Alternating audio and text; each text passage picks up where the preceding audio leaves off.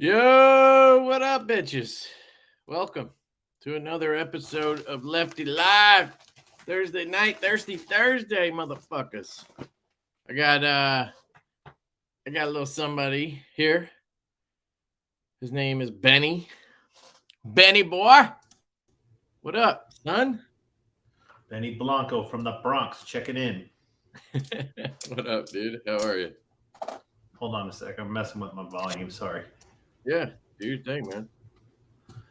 I like to leave YouTube up on this screen because it's easier to watch the chat. I see we're both having technical difficulties. Usually I'm in my office, but my wife's working overtime this week or whatever. She wanted to the office, so I am obliging. So usually I don't stream in here, but I'm rolling with it, baby. What up, James Nelson? Ooh, he's a YouTube member now. Thanks, son.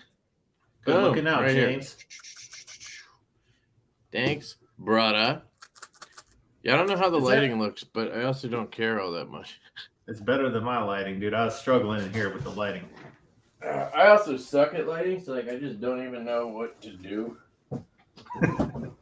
Is a lot of light better than not enough? I don't know, man. My skin is so pasty white that if I get too much light, I look like an apparition. See that? Yeah, yeah. It's all up in your face. I think it's because you have so much. It's just like directed light. Well, I got the ring light over here, but if I don't use this, there's not enough light in this spot. Anyway, I struggle, but we'll make it. It's all good. Luckily, I got the knife this time. Usually, I don't have it.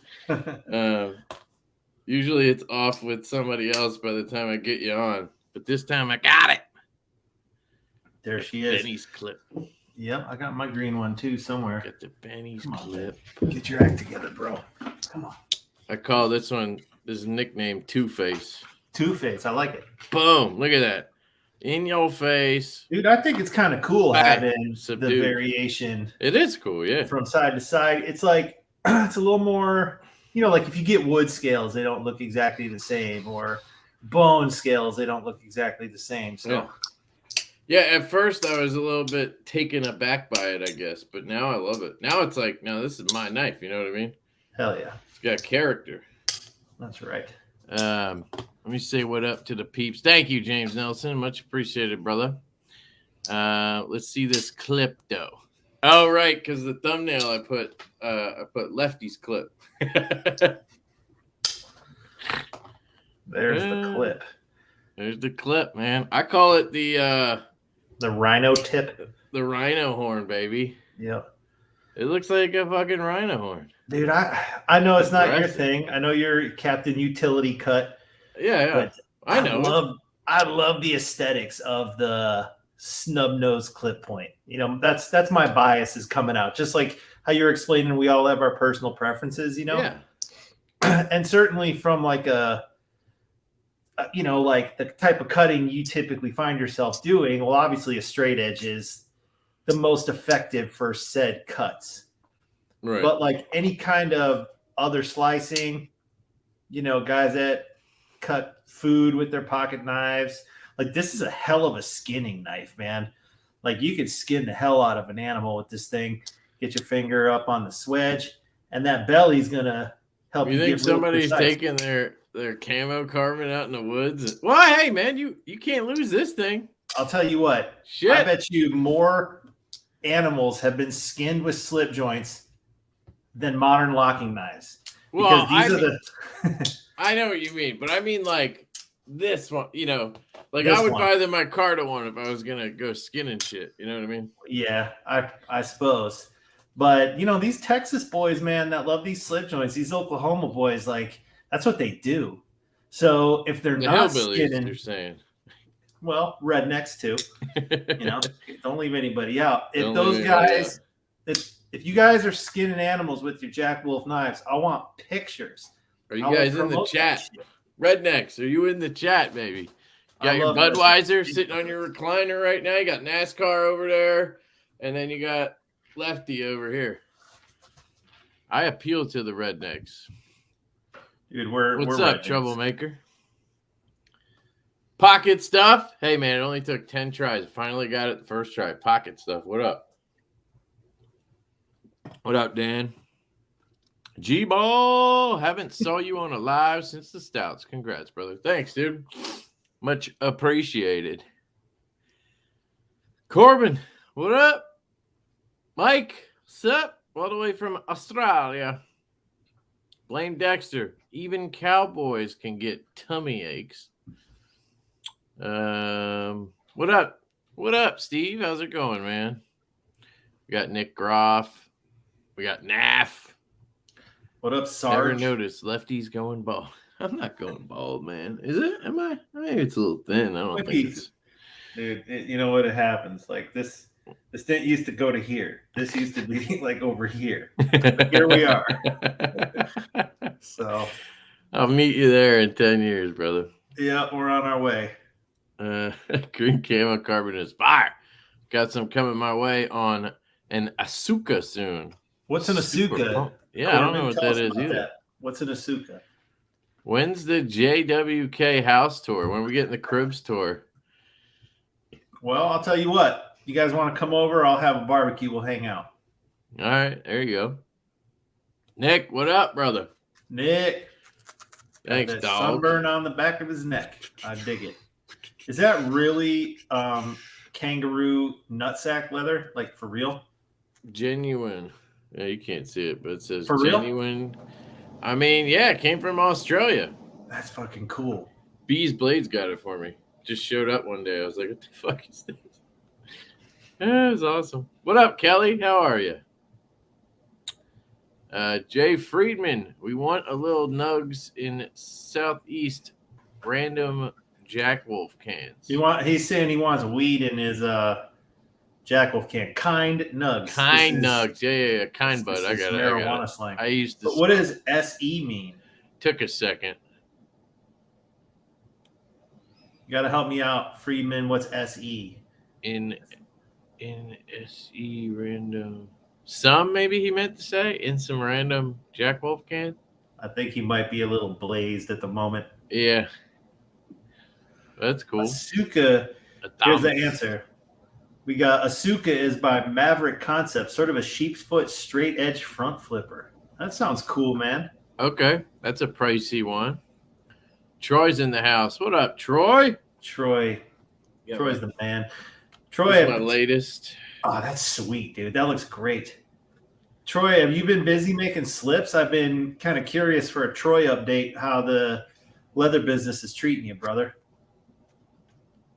That looks great. I get like a couple requests a week at least asking where to get them. I always send them over there, so I don't know if they all actually hit them up. You know what I mean? But that's just people that like DM me. So hopefully there's more than that. Absolutely slam. There he goes. Okay, cool. Good, man. You have a nice product, and I see people post them, and I think it speaks for itself. You gotta raise them prices, dude. Your prices are stupid. Friedman is not having a good time. Left my ass up. Or maybe he's been having too good of a time. He's going to be hungry in about 15 minutes. They're sober as a judge, but tomorrow all bets are off. Nice. Fat finger, Fetty Inzum. Man, okay. I'm done. Oh, he said I'm a fat finger. Got it. It was a typo from earlier, he said.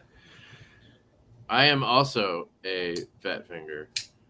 Man, I love you know what I love the smell of? KPL. That's my favorite oil smell. Does nano oil have a smell to it? It doesn't. No. Don't really think so. I've never, made the observation. I put some KPL in here, and it's just spraying out some goodness. Smells like I don't know if you're into guns at all, but it smells like when you clean your gun out, and then you put some CLP on it or whatever. It's got that nice gun smell. That's how all the Demcos smell too. When you get a Demco knife. Shows up, or at least a U.S. one, shows up at your door, and it smells like it came from a gun range. It's awesome. He's probably using either CLP or Hops number 9. Yeah. And then it gets in there with all the metal shavings and shit. Fucking yeah. Man shit. Get the black sludge. How you guys all doing tonight? Hey, let's see here. I'm seeing some familiar faces. We got JN. JN in the house. What up, dog? What up?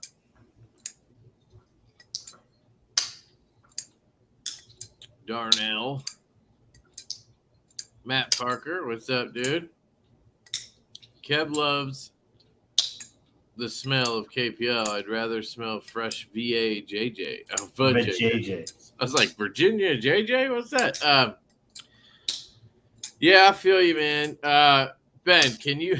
I don't know if you could attest to this, but I always tell people about the China smell. Whenever you get a shipment from China and you open that first box and you're just like, oh, and it just has that fucking smell. And there is a very particular smell. 100%. I don't know if you like another place I've smelled it before. They're closed now, but there was a Toys R Us by me. And when you would walk into Toys R Us, like the smell of China would just knock you over. I haven't been to a Toys R Us in forever. I wonder what it is. Is it like is it the air getting trapped in there? Is it like the tape they use or their cardboard or is it just mold from the cargo ships? It's probably from the ships. I think it's from the ships or the plane or whatever it is, because I've gotten packages from all different like fidget brands and shit over in China. I've gotten shipments from like 5 or 6 OEMs, and they all have that same exact smell. I just call it China smell. I don't know if that's like racist, sorry, but just how I describe it. I don't think like Chinese people smell like that or something. No. I think, but I've never smelled it otherwise, so I don't know. But I've also never gotten like a shipment from Germany. You know what I mean? So like I don't. I mean I have, I guess. Aren't you German? Like, yeah. So I have, but like I don't know. Not in a while anyway. Pocket stuff. Thank you very much, man. I appreciate that. I appreciate your kind words. If you pick one up, let me know what you think. I'm always interested in people's feedback. Missed the smell of walking into Blockbuster. Good old days. It's the tape. I order minerals from China all the time, and the tape is horrendous. Interesting. You know, I found my Blockbuster card the other day in an old wallet. It was dated 4/20/2000. Nice. It's probably older than some of the people in here. I ordered a lightsaber and got slapped in the face with China smell when I got it. The lightsaber was cool though. All right, yeah. So it's not just me. Nothing against China, but I think it would smell and have always wondered. That's great. That's funny. Yeah, so I wanted to have Ben on because tomorrow the Benny's clip drops at 2 p.m. Eastern, which is 1 p.m. Central, which is 11 a.m. Pacific. 11 Pacific, 12 Mountain. If we're going to go through all the United States time zones, dude. There's a lot of people who don't know how that works. So we're it's 2, 1, 12, 11. That's why I always write 2 time zones when I bookend it. I say 11 Pacific, 2 Eastern, because you ought to know which one you're next to at least. Right. Some people don't. Trust me. It's an interesting conversation. But yeah, so these drop tomorrow. The Benny's clip, which is a play on the Lanny's clip. And do you want to maybe just like run it down real quick or? Definitely. So the Lanny's clip is one of those slip joint patterns that when you get into slip joints, you know, hanging out in the Facebook groups, Instagram or whatever, you're going to see one eventually. And it's going to stop you in your tracks because it's just got a unique aesthetic. Whether it's your style or not, you're going to take a second look. It was originally designed by Tony Bowes.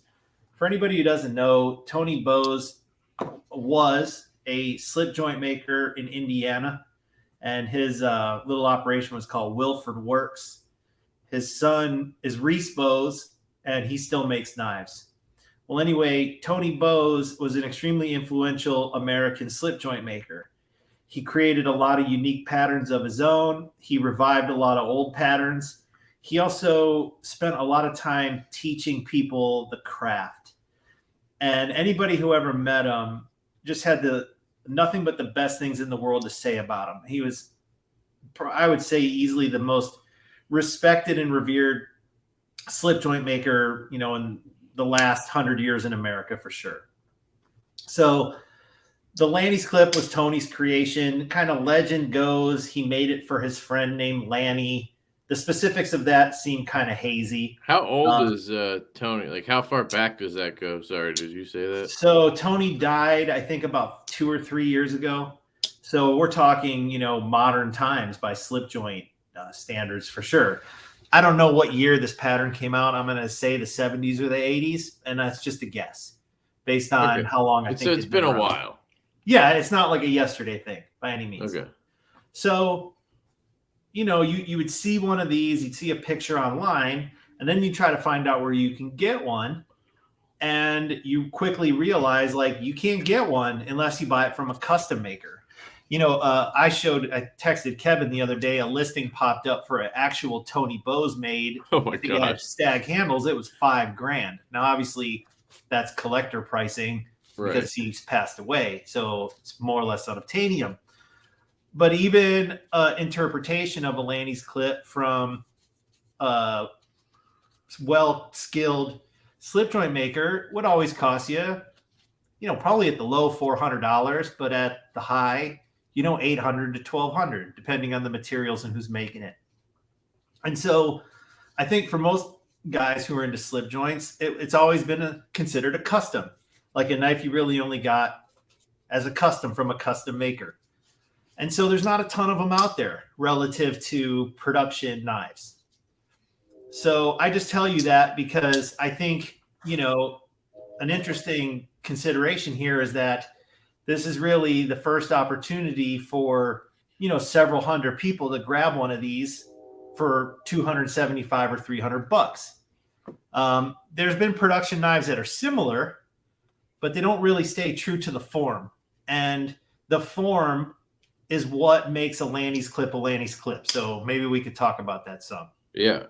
So what makes a Lanny's clip a Lanny's clip? Well, a lot of times with slip joints, we refer to the pattern. And the pattern is usually dictated strictly by the handle shape. So, for example, if you look at one of my previous releases, the Little Bro, I call that the Little Bro because that knife is considered a boy's knife. And that's defined by its handle, a 3.5-inch sleeve board handle. But it could have a clip point blade or a spear point blade or a sheep's foot blade, like whatever blade. It's still a boy's knife. But the Lanny's clip is unique that it has to have multiple characteristics to be considered a Lanny's clip by, I would say, the at-large slip joint community. And those characteristics are a handle that curves inwards towards your palm, and then the blade has to have a saber ground. It doesn't have to be hollow, but pretty much all the custom guys use a hollow. So I would say a hollow ground, saber ground blade with a long clip and a nail nick that's larger than you typically see them in the flat of the blade. So when those, and usually only a top bolster, usually they don't have an end cap. Now, could a guy do his interpretation and put an end cap on it? Of course. And would you still call it a Lanny's clip? I would, if all the other characteristics were there, But the classic Lanny's clip configuration is, as mentioned, swooping handle, saber ground clip point blade, nail nick in the flat, long drawn clip. So, the Tony Bowes variant was longer than this. Like this is 4 inches closed, 3.95. I think Tony's was either 4 1/8 or 4 1/4. And his was a little more slender than mine. So this is, you know, when I drew mine, I kind of started with a blank piece of paper and made decisions that I thought suited me a little better. So I like the handle a little wider. I thought 4 inches was plenty of slip joint. Kevin, I know it's something you talked about in your review today, and I agree. You know, like any bigger than this, to me, you're not getting the same sort of bang for buck on the size of the thing. Now, there's guys with huge hands, you know, and those guys like to have a bigger knife. But I think for most people, like, this is plenty big. And I know you were talking about slip joints for primary versus secondary carry. I would say this is, you know, definitely topping off big for a secondary carry. Yeah. But for a primary carry, I suppose it's perfect.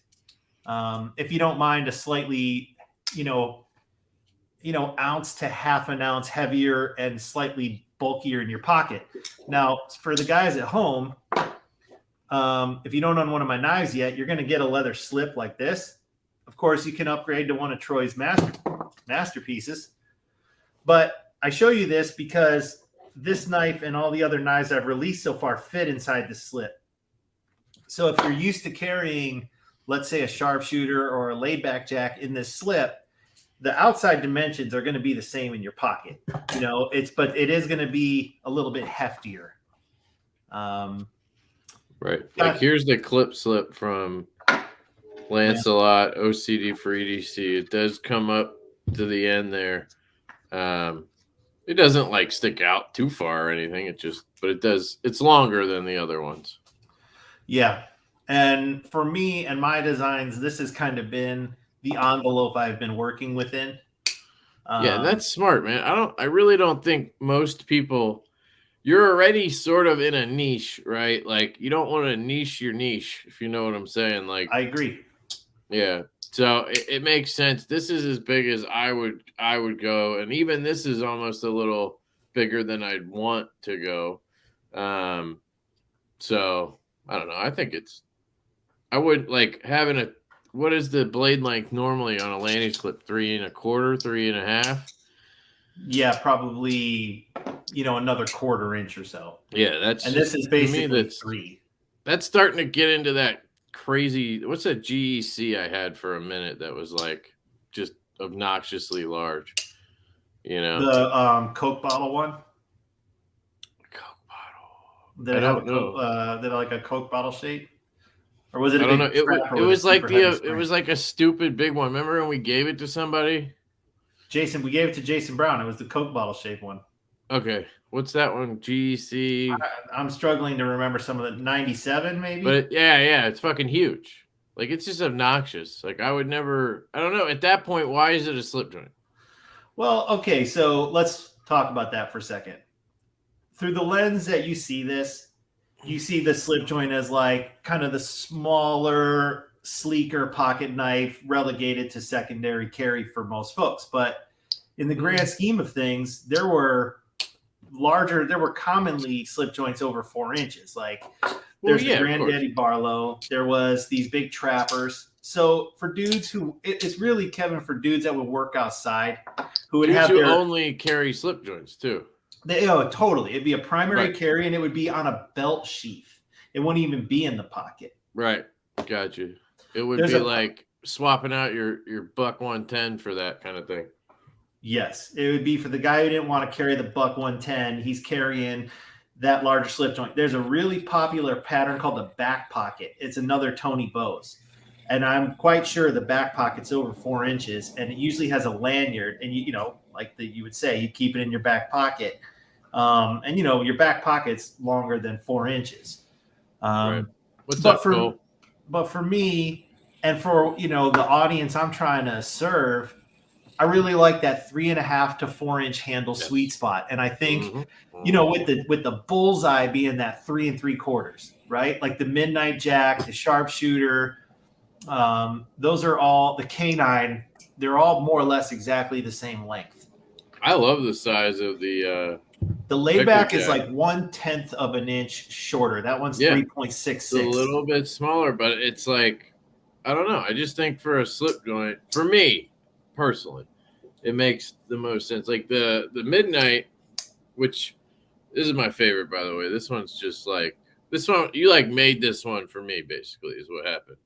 So I just love this one more than any of the other ones. It's just perfect. But this is like the perfect. So it just melts into my hand, you know. Mm-hmm. But it honestly feels larger than it is.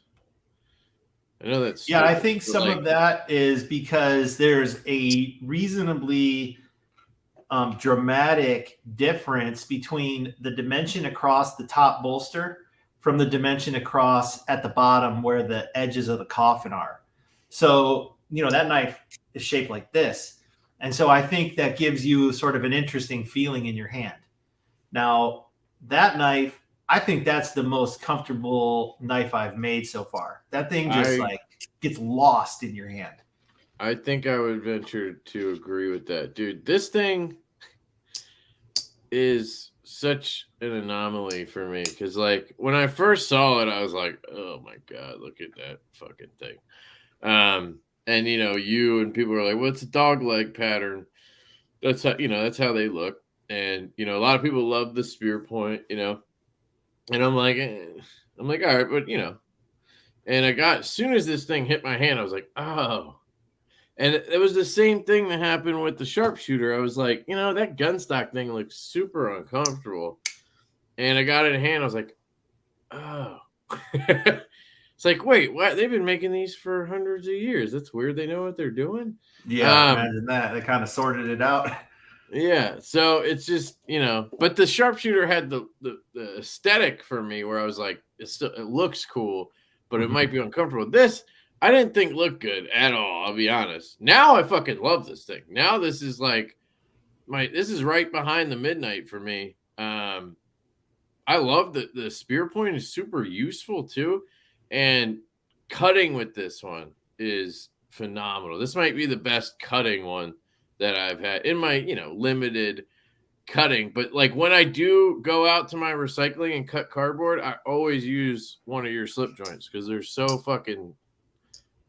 so good at cutting cardboard. It's like cutting sheets of paper. It's incredible. Yeah.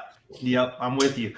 It's been interesting for me, the K9, because I had always been a little concerned with how that one would sell because I recognize that the aesthetics are more polarizing than the others. But anytime I handle that knife, one of the prototypes or whatever, I'm like, fuck, I don't think I change anything about this. Like, if I mess with it, then might look better, but it's not gonna feel right. So and people at the shows would pick it up and be like, ooh, I really like this. So gave me that built-in confidence. But it did not sell as good as the others. Not saying it did poorly, but it just didn't have the same like wow factor. I think that one's kind of like a situation where it's good that you're paying for these ahead of time. You're having them made. You're dropping them and selling them. You're not doing a pre-order where like you have to sell this many to make it happen. You know what I mean? So with the K9, I think that's going to be one where I think they'll sell. It'll take a little longer for them to sell out. And then I think you will eventually have people asking for that one again. I think it's going to be one of those situations where it's like people don't realize what they have yet. And then as more people get it and get their opinion out there, I think that'll change. I think so. That's what I hope, right? I hope it's a slow burner. I hope that once it's gone, people recognize that, oh shit, that was dope and I want one. Like I've seen that happen with a lot of these slip joints that people collect, where here's a perfect example. So I collect the 15 pattern Great Eastern cutlery. Right. They did a series of knives called Navy knives, or also known as rope knives. And they have like this really cool, big, tall sheep's foot blade, but they have a bail on the back, which is like a loop. And dude, those things, dealers could not move them. Like I bought the whole set. I wanted them all. I buy the number 15. I collected every single one. It was a total pain in the ass because some of them were hard to get, but nonetheless, they sat forever. And then about a year after they were gone, then everybody was like, hey, where do you get one of those? Where do you get one of those? Right. And I don't think they'll ever make them again. I think Great Eastern got their ass chapped on that one a little bit. But who knows? Yeah. It'll be interesting to see how that goes. What up, Colin? How's it going, dude? I know he had a busy day. Oh man. What's up, Kyle? How's I'm it going to look in going? the chat real quick while you greet some of our friends. Yep. Mr. Sup peeps. Love the Jack Wolf guys. Met them at Blade Show West last year. Still waiting on them to name a new blade shape, the Werecliff. The Werecliff. That's a good one. That is a good one. It is. It's clever. Yeah, Blade West, baby, coming up soon. You're going, right? Yeah, I'm definitely going. I'm at table 2J, which is like basically the front row, but facing the back of the room, which I was like, oh, almost perfect. We're at 9E, I think. I still got to book my flight. I looked again today, and it was like $200 more than it was on Monday. Dude, so flights are loot, I heard. Yeah, so I don't know if I should just do it or wait again, because like I feel like early in the week is the best time to book a flight. But that was 10 years ago. I don't know if that still holds. I'm the kind of guy, I got to have my flight months in advance or else the anxiety will just drive me crazy. Like, I need to have my plans set in stone and move along to the next Normally, I plan shit too, but I just kept forgetting on this one. CB asked, this is back about 15 minutes ago. How long is the close length? It's 3.95 inches, brother. Let's see here. 3.95. Late as shit, but hey, Lefty. What's up, Ian? And he says, hey, JWK. What's up, Ian? Corbin, if you pick one up, let me know what you think. I think it will be a great pairing to your Midnight Jack, dude, for sure. You'll have a sheep's foot, you'll have a clip point, and they'll look good together. A beer and sausage. Yeah, so Tri-State has been basically haranguing me to make what's called a hobo knife. A hobo knife has like a fork and a spoon as like fold-out tools. Nah. It's like, I don't know if that's at the top of my list, bro. I know you want it. If I get enough people asking for it, maybe we'll figure something out. But that's the kind of thing. Yeah. Now, what's funny is it has a historical precedent, but like, how many people really know that? Yeah. And who wants to have a? I'm not saying who wants it, but who's going to pay for it? It's going to be expensive. It's going to cost as much as some of these other ones. Yeah. It's going to cost more because it's going to have 2 implements on it, and so it's like. So I got just real quick. I got the Ohio River Jack in from. Yeah, I got mine too. From C. Reisner, traditional pocket knives. This thing's cool, man. So this one's made by QSP. They did a good job on it. I agree. Yeah, Austin, the owner operator, he's a friend of mine. He's one of the Jack Wolf dealers. Yeah. And which is cool. Yeah, totally. And I've been, aware of this project for a long time. We communicate, share ideas about our stuff. It took him a while to get it dialed in, but he made a lot of improvements for the original prototype. And I have to say, this is as refined as it could be. Like, if we're going to plug Austin stuff, I'm happy to do it. He's got a really nice stout spring. It's snappy. Can somebody have a signature walk and talk? Is that possible? I hope because they feel.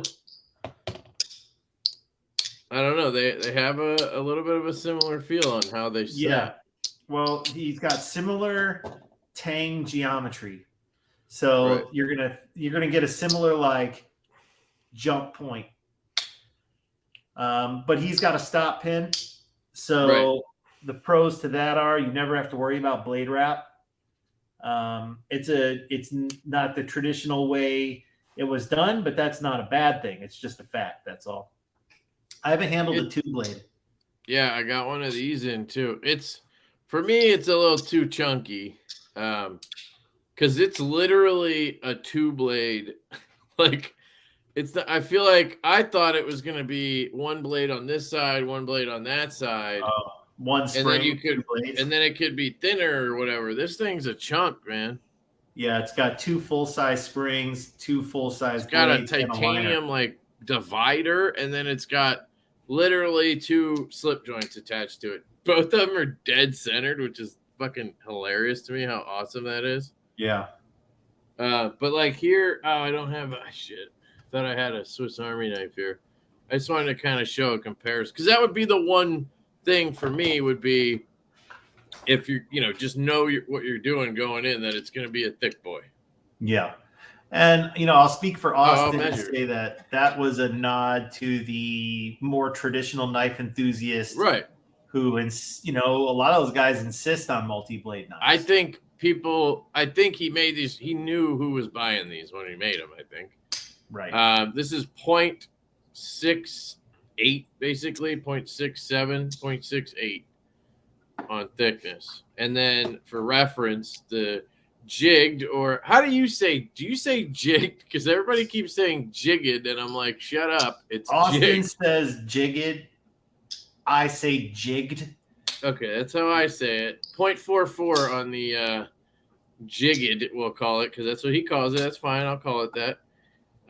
Which is about the same as a Jack Wolf. They're all right around 0.3, 0.4, 0.5, depending on the model. I just checked them all actually earlier. I didn't realize they had variants. I thought they'd all be the same. They more or less are. I think the reason. I mean, yeah, it's very, very small difference. I think you measured 1/1000th of an inch difference between the two, so it's like 0.43 and then 0.46. I measured all 5 of the ones I have, and it went from 0.43 to like 0.45. So yeah. Yeah, or 2. But these are basically identical. Yeah.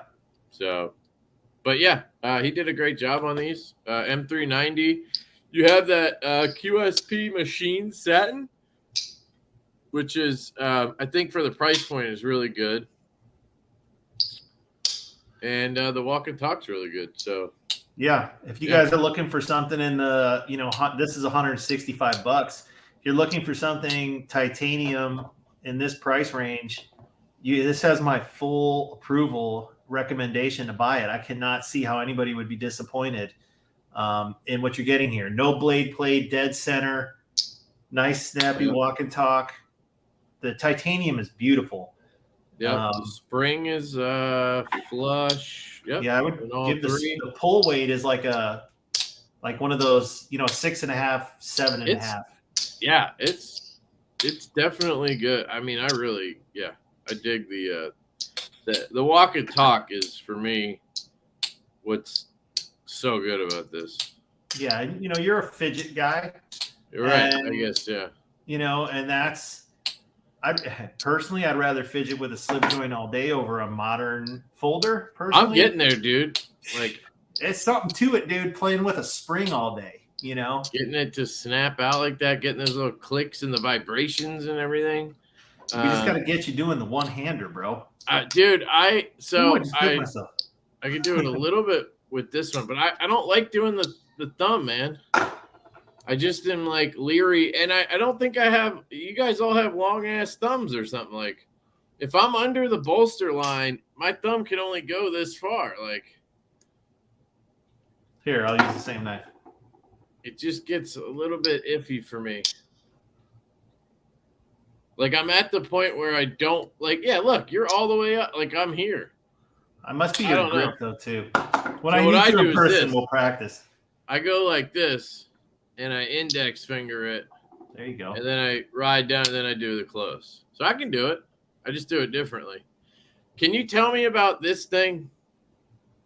Here, let's go back to the. While you do that, I'm going to answer a question. Nick said, "Please ask if there will be another Midnight Jack run. I need that purple in my life." So, will there be another Midnight Jack run? Well, absolutely. Will there be another purple one?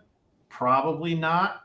Because the whole idea behind the production runs is that every production run is in some form or fashion unique. So, but will there be other dope scales? Well, hell yeah, there will be. Gotcha. Yeah, so you guys go pick up a Jack Wolf tomorrow. Get a Benny's clip and an Ohio River Jack. You got a pretty nice package heading your way tomorrow. You No pick doubt. up both of these bad boys. It's a slip joint revolution, man. You know? Hey, man, I'm working on one. Prototypes are in the works, just waiting on that shit to happen. So, can you explain this thing where people cock it and then they like ride it out with their thumb? Yeah. I don't want to do it because your shit's sharp. I don't want to cut myself. All right. So, explain this. There's really no sense in ever doing this, but it's cool. So, we'll just throw that disclaimer out there. So, what you do is you get it halfway and then get it to about 45 degrees, and then don't mash on it, but just get your thumb there and drive it. Or you get it to like right before it's going to come, like right there. And so what Austin is showing you in his videos is that he's taken it. You talked about it in your video. The blade gets to a point where the spring takes over. Right. So he's taking the knife. He can feel it right at the edge of the cliff. Yes, he's taking it to the edge of the cliff and showing you what happens if you just tap the motherfucker. And it's like, wow. And he's just showing you like, hey, from here on out, there's no mush. Like, it's going home. I thought it was more of like a trick. It's to show you the walk and talk. He did the same thing on the clothes. He did this. And like showed it shutting. Okay. That makes sense. Yeah. And it's a muscle memory thing. You get used to playing with them enough. Right. You find out where that spot is. With the Jack Wolf ones, I know exactly where to go. I love doing that. I love just letting the spring take over. That's like my favorite thing. It's like a sensation in itself is letting that spring just take over. It's, like I said, I enjoy fidgeting with a slip joint way more than I enjoy flicking. I read a lot of comments, right, in all the videos. And a comment I see from time to time is like, oh, you're going to buy a slip joint. You better get a Band-Aid. You're going to cut yourself. I'm thinking I always cut myself when I fart around with my locking knives, like my Pena, like top flippers and stuff. Because, first of all, we're left-handed. So we always got our thumb in the way of the blade well. And sometimes I overdrive them and I cut the top of my knuckle right there. Definitely I've cut myself more with my modern knives than I ever have with my slip joints, but probably because that's just what I'm used to. Oh my God. What are they talking about? I don't know. I'm trying to catch cold. Up. That's funny. Someone said LBJ is still my favorite. I had to stop using LBJ because I don't know if that's the laid back jack or the little bro jack. So can never call things the LBJ. I get confused. I think he's probably referring to the laid back jack. Yeah, because the little bros technically not too many of them are out there. Yeah, and I guess please. So I've got an update on that. So I've come to got everything figured out with the factory as far as how it's going to work financially. I'm not going to get into all those details. Let's just say I'm satisfied with what they've offered me. And we're redesigning that thing. I approved drawings today. And so there is going to be a new prototype, and I have to obviously carefully assess that thing to make sure we don't have any blade wrap or unintended consequences from the redesign. Right. But I'm hoping to get it back in the rotation mid next year. So just hang tight on that one. It can't be any sooner because I'm already got everything booked out until, already into the first of next year. Just makes me wish I would have hung on to one. I need that copper, baby. I need that. That was the copper one, right? Yeah, I'm going to bring that copper back. I'm going to make sure that when I remake it, that copper exists, but I might shuffle the deck on. I'm not going to do 3 micartas in that copper again. I'm going to mix it up because I got the benefit of knowing what people want now. That's true. All right. But it looked good in that copper, dude. Yeah. Yeah, for sure. It's the Lyndon B. Johnson. Yeah, when when they first said, I was like, who the hell are they talking about? LeBron James? No. Kane has a Romano Zulu that's 4.5. Kane, I also have a 4.5-inch Romano Zulu. What color covers is yours? I've got this like sick canvas micarta, and that is a big ass slip joint. But dude, how good is the action on that thing? I don't even see that comment. I'm like 6:56 p.m. Oh, okay, you're way back. Yeah, I'm trying to catch up. Lyndon Benny Johnson, summer 2023. Zachariah said, Ben, how many more are coming out? If you're talking about patterns, well, they keep coming. 7, 8, 9, 10. There's like at least 7 more, plus maybe some secret ones. Yeah, and then I'm sure you got to start designing new ones, right? Oh, not start. You mean keep designing new right. ones. Yes, I got to try to stay ahead of you guys. Time flies, man, when it gets busy. Well, when it's one a month, fucking time flies, dude. Like, you know what I mean? Like we have with Diva, we have the luxury of having like, you know, it's been like 10 months since we started the first one. We have like 5 or 6 other designs, but if you had drop one every fucking month, it'd be fucking crazy. Yeah. Yeah, it was a aggressive You'll be like schedule. Finch soon, man. You'll come out with a fucking buffalo dick or something. Yeah. Ginormous, Well, I don't, you know, the plan isn't, I don't want to have them just to have them. I know. I really don't like those big, fat, chunky ones. Like, do people really like those, or is it just different? No, they do, because there's slip joint patterns. There's one called an elephant toe. Yeah, the buffalo. There's one called there's one called a what is it called? Like a star sun kiss, or I can't remember the names, man. Point is, there's a historical significance to them, and guys like them. There's one called the Whaler that Great Eastern makes. Let's see. The Venom Jack. I need to look the Venom Jack up. Isn't it just? Doesn't it? The Venom Jack's it's got a more dramatic handle than the Benny's clip. Like it curves in a little more, and it has like a fucking big, tall, like Warncliffe, but more of a blunted Warncliffe blade. Is it on the website? Yeah. Let me pull that up, because kind of a sleeper. I'm hoping you guys really like that one. No, it looks like the laid back net has a Warncliffe blade. Although a lot of people say it's like it's kind of like the canine with a Warncliffe, sort of. It's not a dog leg. Look at the handle. I know, but it has a little bit of that. Yes. Like my brain goes, it's got a little bit of that, because it's got the what do you call this on the end? The end cap. No, but like that one specifically is like rounded. You know what I mean? Yeah, exactly. I don't know what like we the call sharpshooter. Yeah. So like, check this. I think you call that a badunk-a-dunk. I think you'd call it a badunk. Yeah. So like, if we do this, right? Hold on. Let's do this. Imagine the blade was taller, though. Ooh, yeah.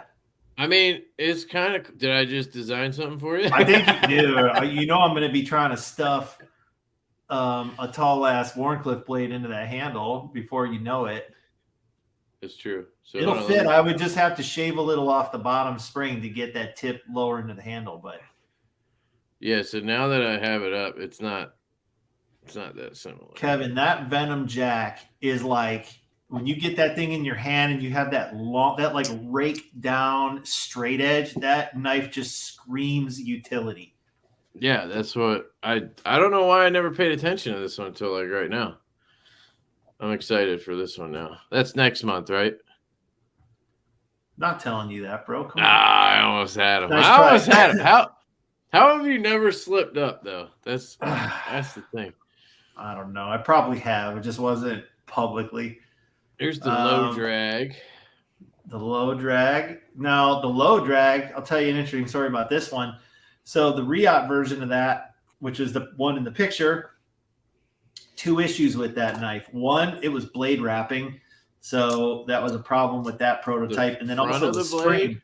No, like I'm pointing at the screen like that's going to help. Oh, shit. Sorry. You know, just like the little bro did, where it was hitting the little hump inside where the center screw is. I thought maybe because of the bulbous blade it would prevent that or something. You know what I mean? But no, never mind. No, so it was blade wrapping, and then also the spring was a little too soft. And of course, the new manufacturer has made me prototypes of everything. And when they sent me that prototype, I was not happy with the spring. And so up with it. we had to redesign it. We had to basically go back to design. the drawing board on that one. But I've recently approved drawings for that. So that one's not coming soon. That one's not next. Yeah, see, I slipped up. You fucking got me, bro. Ah, got him. Bastard. There's I could have made the whole story up just to fuck with you, though. There's only so many. Yeah, that's true. You could have. But no, I mean, you still got 1, 2. We still got all of these. So Yep. wait. Uh-oh. Did I just... Uh-oh. Yeah, I mean, look, Or are you moving them up? No, I've been moving them up as they come out. You could tell the photography sure? changes from the re-op prototypes to the... Okay. I was going to say, maybe I'm onto something. The next one's the vampire. I'm calling it. It's the Vampire Jack coming next. It's vampire time, baby. It's vampire season? Oh yeah, I'm a fucking idiot. It's October. You're smarter than most people. So you probably had that. Well, I would love to be able to take credit for something like that, but I had no idea when this would actually get started. You know what I mean? Yeah, so, but like once it did, you could have shuffled shit around. No, dude, I ordered the first 6 batches up front. But the vampire's coming in October, so okay, got it. Thanks. I mean, it would make sense. Let's just pretend I'm right, because Ben's not telling me I'm wrong. But if he tells me I'm wrong, then I have to assume it's something else. So if I tell you you're wrong, you're now 5/6 closer to guessing. Right? No, less than that, because you already said. You're 4/6 closer, dude. But I think I'm right because it just makes sense. But imagine this with lava flow, vampire blood, lava flow, fat carbon. And then if you did the thing where you added another one, I wonder what he would do with camo carbon. What camo carbon would Ben pick for this? Guys, let me know in the chat what camo carbon you would do on a Vampire Jack in October. Just saying, in case I'm right. Not saying I am. I'll tell you something interesting about color selection. So because it's hard because there's like there's 2 competing things. There's like, hey, what would be the great color for this knife? But then it's like, but what color did I make the last knife? And what color am I going to make the next knife? It's like, well, I want to make, before long you made them all blue. And it's like, wait a minute. So I really like to have a rotation to where it's just changing every month. But sometimes you end up in a place where you're like, yeah, but that's not the color I would have necessarily picked for this one, Yeah, pumpkin fat carbon. Okay. 80s or Arctic. Okay. Yeah. So Nick's obviously been paying attention that camo carbon has some dope colors, and they've been coming out with like new stuff that doesn't even show up on their website. Yeah. But it's on their Instagram. You got to look at the rock. I got the black pearl and the Pacific blue on our growler prototypes, the US ones. Nice. You don't have the material and everything, so okay. What? You don't you just ordered the material recently? Yeah. Well, I had to pay M3 for the material that they ordered. I see. So we'll see how those come out. It's been a couple months, so it's got to be semi-close to being done. I'm curious how they do on those. You'll have to show me. Well, of course, yeah. They're like right in your neck of the woods. They are. If you want to authorize me to go finger bang them. Fuck yeah, dude. I'll do that. JWK pumpkin spice. Has to be red something. Yeah, I'm thinking lava flow. No matter what, he already did lava flow on the vampire from like even before the dates lined up or whatever. I could be pretty certain that Ben went with lava flow on Vampire Jack. I mean, that's just like how your brain works, right? He's not going to confirm that, but like that would just make common sense to me. Ben's pretty smart. Either I'm thinking he's too smart or he's playing dumb, which is smart enough to make you think I'm smart, apparently. Smart enough that, yeah, exactly. We'll see what happens. Let's see.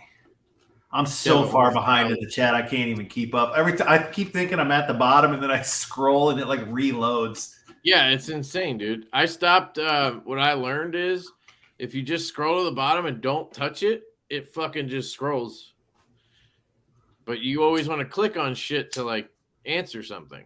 Yeah, that's where I get lost. Yeah, we don't have like a growler for my B-Day. Are they going to be out by the 3rd? The 3rd of what? October? Because I seriously doubt they'll be done by the 3rd of October. They did just ship me the updated prototypes, though. That's for the Chinese ones, the ones made by Shieldon. The budget one that'll be like $80, $85. They shipped me the updated prototypes. They are in production. It was pretty crazy, dude. I last week I emailed them. I was like, hey, I've had a couple of people mention the weight because it's a 4 ounces, right? It's a micarta steel liner lock. It's a budget knife, right? Mm-hmm. With 14C, and it's 4 ounces, which 3.3 inch blade. I don't think it's heavy, but like, people like the whole ounce and inch thing or whatever. So I emailed them last week and I was like, hey, could we add, because I didn't even think about like weight relief because I didn't think it was heavy when I handled the prototypes. And I was like, can we add some weight relief to the liners? And dude, literally 2 days later, she responds and she's like, yeah, we added weight relief. And then a day after that sends me pictures of like hundreds of liners already done with holes in them and shit, blades. Like I guess they were just starting to work on ours and they like squeezed the weight relief in right before. Like it was fucking crazy. Dude, talk about, good timing. Yeah. Yeah, we got lucky, I guess, because if I had asked later, I guess it wouldn't have worked. Which model was that? That's the Growler. Yeah, it's that one.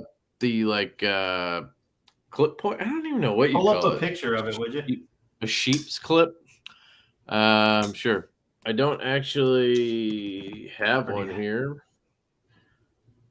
We need to add more knives to our website because we only have the stout up. Where can I find a picture of the Growler? It's funny that I don't have a picture of it. I'm laughing about that internally right now. I do on my phone and shit. I just don't have my phone. It's my camera. But I got this. Stevie did a video on it today. Little plug for said Stevie. Let me pull this up. I think it's going to be a really good user. Salutations, friends. Said Stevie here. And today we're taking a closer look at this Bad Mama Jamma right here. I like that a lot, dude. There you go. Yeah, I like that. So are the liners steel? Yeah. So it's it's going to be $85 at White Mountain Knives. And, discounts. So it'll end up being like $78 out the door for people. Steel really liners in 2 CR. I think it is 2 or 3 CR. Or that might have been the clip or something. I forget. At one point she told me that like something was 2 or 3 CR. And I was like, okay, cool. Not the blade, luckily. That's 14C, 28N. But yeah, black micarta. My card is good too. I'm impressed with Shieldon, man. Those prototypes were really good. I want to hit them with the more premium project at some point when we're doing the next one. I think we're gonna go with them on a more premium one. But yep, the whole plan behind this one was the belly of the blade. So like, what I wanted was I had this idea in my head about have you ever seen the Benchmade Hidden Canyon Hunter fixed blade? I could pull it up. Now that's not a utility cutter though, bro. I know. We brought the blade down, the tip down as low as we could. I mean, you can almost see how we fought it. You're like lower. Yep. This is the fixed blade I'm talking about. You can't see it. You can kind of see but it's like all belly. So that was where I came from. I was like, I want to do a budget knife with that, just all belly like that. For some, I don't know. I had it in my head, and I drew the world's worst fucking sketch. Like it looked like the knife you saw. It wasn't even close. Like this, I don't even know how to explain how bad this drawing was. But then I sent that to Colin, and then I said, like, I typed out, I was like, so it'd be cool if it had the belly of this and whatever. And then he designed that, the one you saw. He designed the What would growler. you do without Colin, bro? That's what I'm wondering. You kidding me? I'd be fucked when it comes to the design part of it. But you're the beautiful face of the company, so I can see the value there. Yeah, of course. Yo, what made you shave off your facial hair? Oh, I shave it every couple of months. So I shave it and then I grow it back up. It gets annoying. It gets like scraggly and annoying, and I don't know. And I don't do the stash because I hate the stash. I was going to ask you about that next. Yeah, and I look like a fucking Amish dude at some point, so I'm just like, fuck it, and I shave it off. I thought it was Amish inspired with your Pennsylvania roots. No.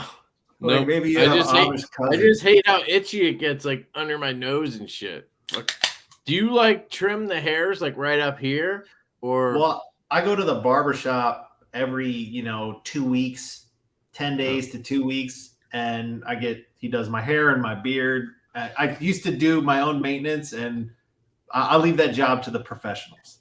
But what drives me crazy on the mustache is when it starts to encroach on the lip. Yeah. Oh, that too. Yeah, when it's like coming down. It's like I hate it when the beard does that too, like the soul patch. When you do this. You get all the hair. Fuck that, man. I hate that shit. So anyway, I get to a point where I'm just done with it, and then I shave it up. But I don't like shave every day. I just shave it one time and move on. You know what I mean? I see. Start the beard over yesterday. Yeah. Dude, I haven't had a clean shaven face now since 2016. I don't think. Damn, that doesn't get like. You ever wonder what's under there? There's like a double chin under there. I don't even want to see it. Yeah. Fuck that. Dude, I like as much as this shit's happening, like not here. This is all here, baby. But it's starting to get grays in there. Like fuck. Dude, mine's gray as fuck. Yeah. I have white hairs in mine. Yeah. Can you kind of blonde, right? Choose to shave off a stash are dumb and foolish and also dumb. Fox News confirms it. Saw it on Facebook. Okay. You're on fire tonight, Tri-State. Keep them coming. He literally grows a mustache so that he doesn't look 4 years old. It's the only reason he doesn't. This shit's fun. Cole, you watch Fox News? Just wait till it's all gray. What's up, Casey? How's it going, man? Coming. Michael Morgan's in the house. What's up, brother?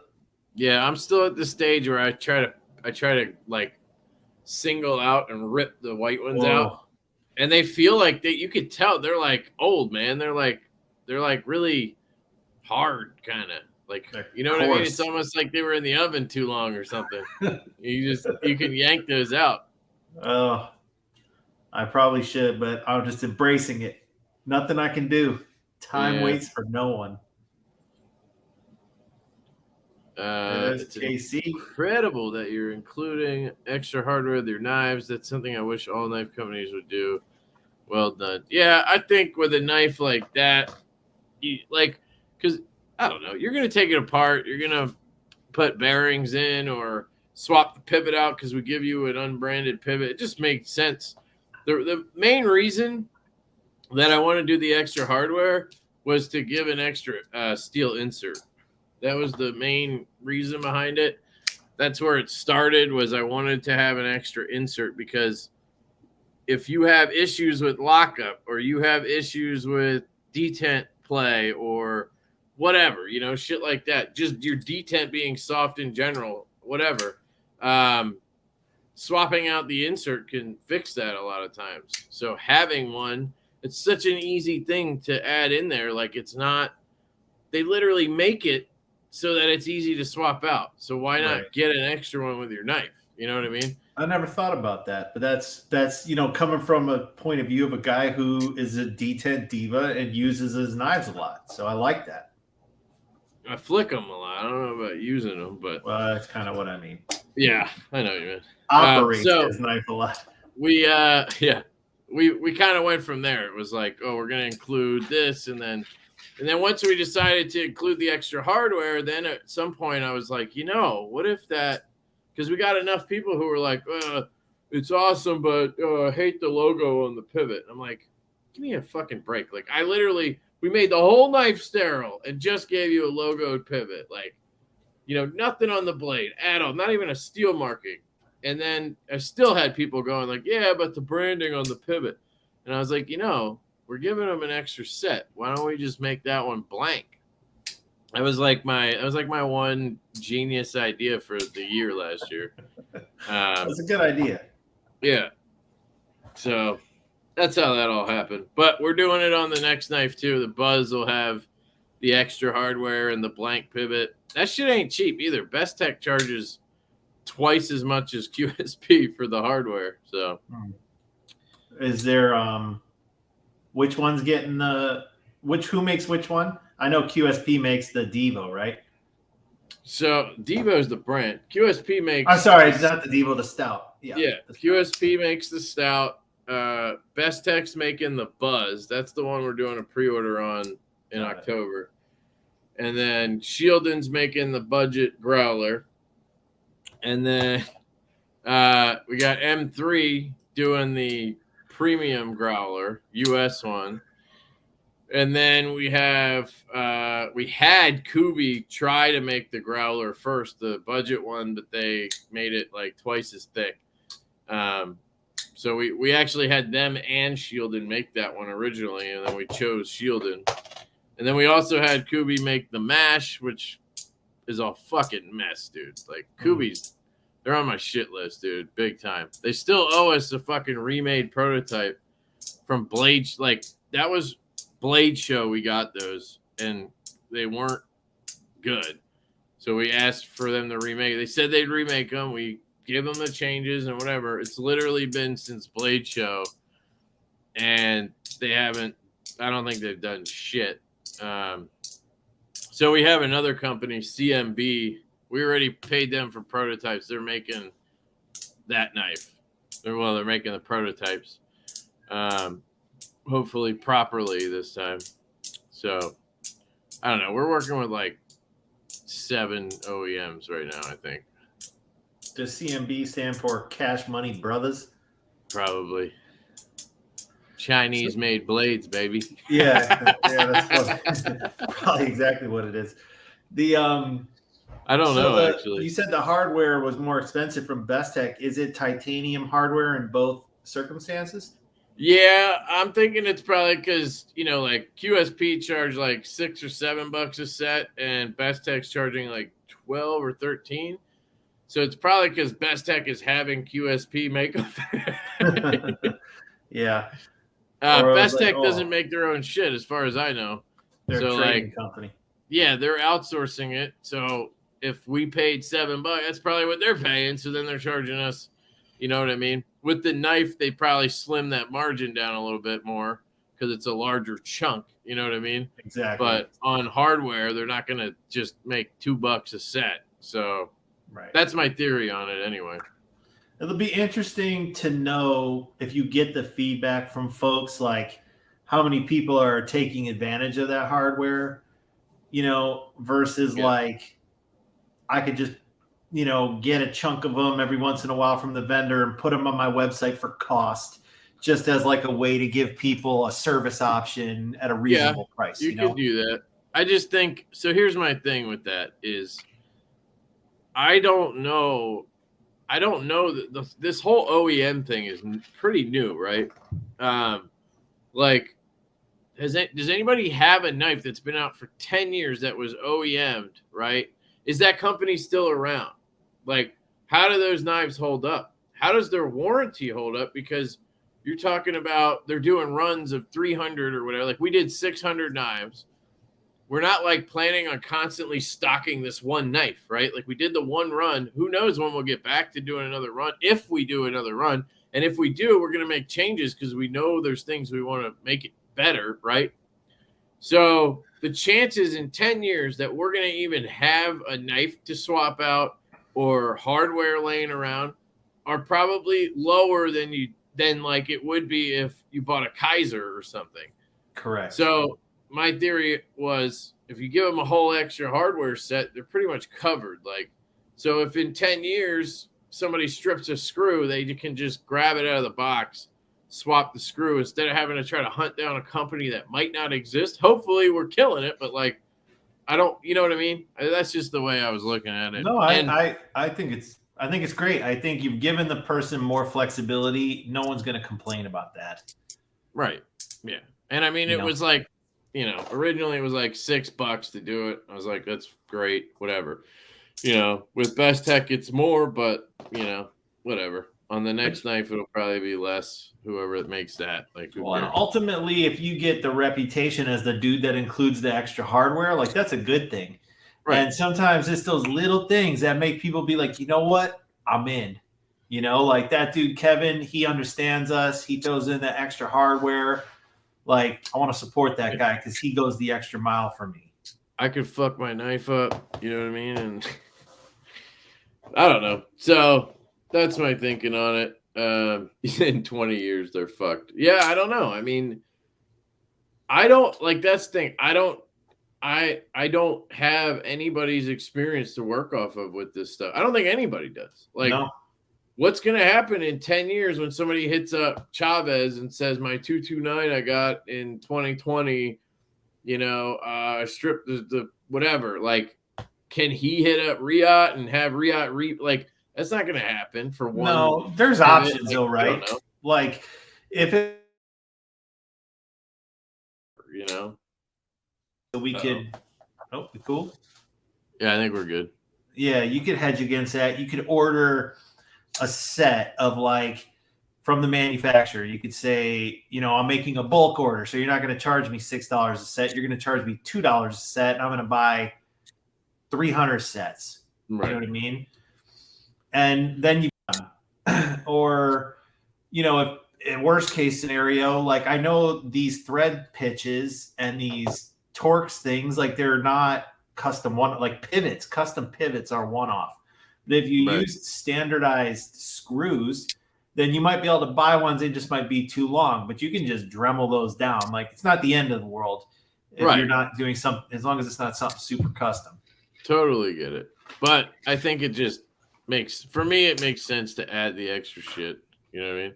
Yeah. Having an extra stop pin is awesome too. Yeah, I was surprised they included the stop pin because it's an internal stop pin, like it's press fit into the blade. Oh, really? Yeah, I mean, we have had one guy where his was moving around, so we had to replace that one. But they're press fit in, and then they ride inside on a track. Yeah, I know what you're talking about. They still included one, but I mean, you could take a like what are those called, like a pin handle, a peen hammer or something, and knock it out, and then swap it, super glue it where it's supposed to go. Well, as long as you don't need a hydraulic press to push it out. If a guy can put it in a vise and use a hammer and a punch and punch it out. I think you could punch it out. Yeah. Well, then I don't think it's that. Then it's worth having a replacement. Yeah, I was just surprised it was in there. Is all I'm saying. I mean, there's even a clip, like so. No, it's a full hardware kit. Like it's the only thing you don't get is a backspacer. But that's a titanium. That's not like hardware though. That's part of the I know, but like the reason I say that is because QSP told me that. They were like, there's not gonna be a backspacer. That would be an extra. It was gonna be an extra like $2 or $3 for the backspacers, and we were like, who's if you need a backspacer, then I don't know. You didn't just damage your hardware to lose a screw. Like I'm just saying, like at that point, you lost your knife. Yeah. Like where do I draw the line? Do I order an extra fucking blade for everybody too? No. Like, you know what I mean? Like, so we just didn't do the backspacer. No, I like the decision you made. What I've been doing for extra hardware is like every time they deliver a run to me, I get 10 hardware kits. And so that way, if there's any warranty issues, I have a stock of them. Right. Yeah, we got 30. We got 30 of each. So we got like 30 stonewash and 30 blackwash hardware sets extra. So we have like we got all those and then an extra one with each fucking knife. Like we got there should be plenty of hardware out there for people as the years go on. Dude, we're gonna have a hardware store here pretty soon.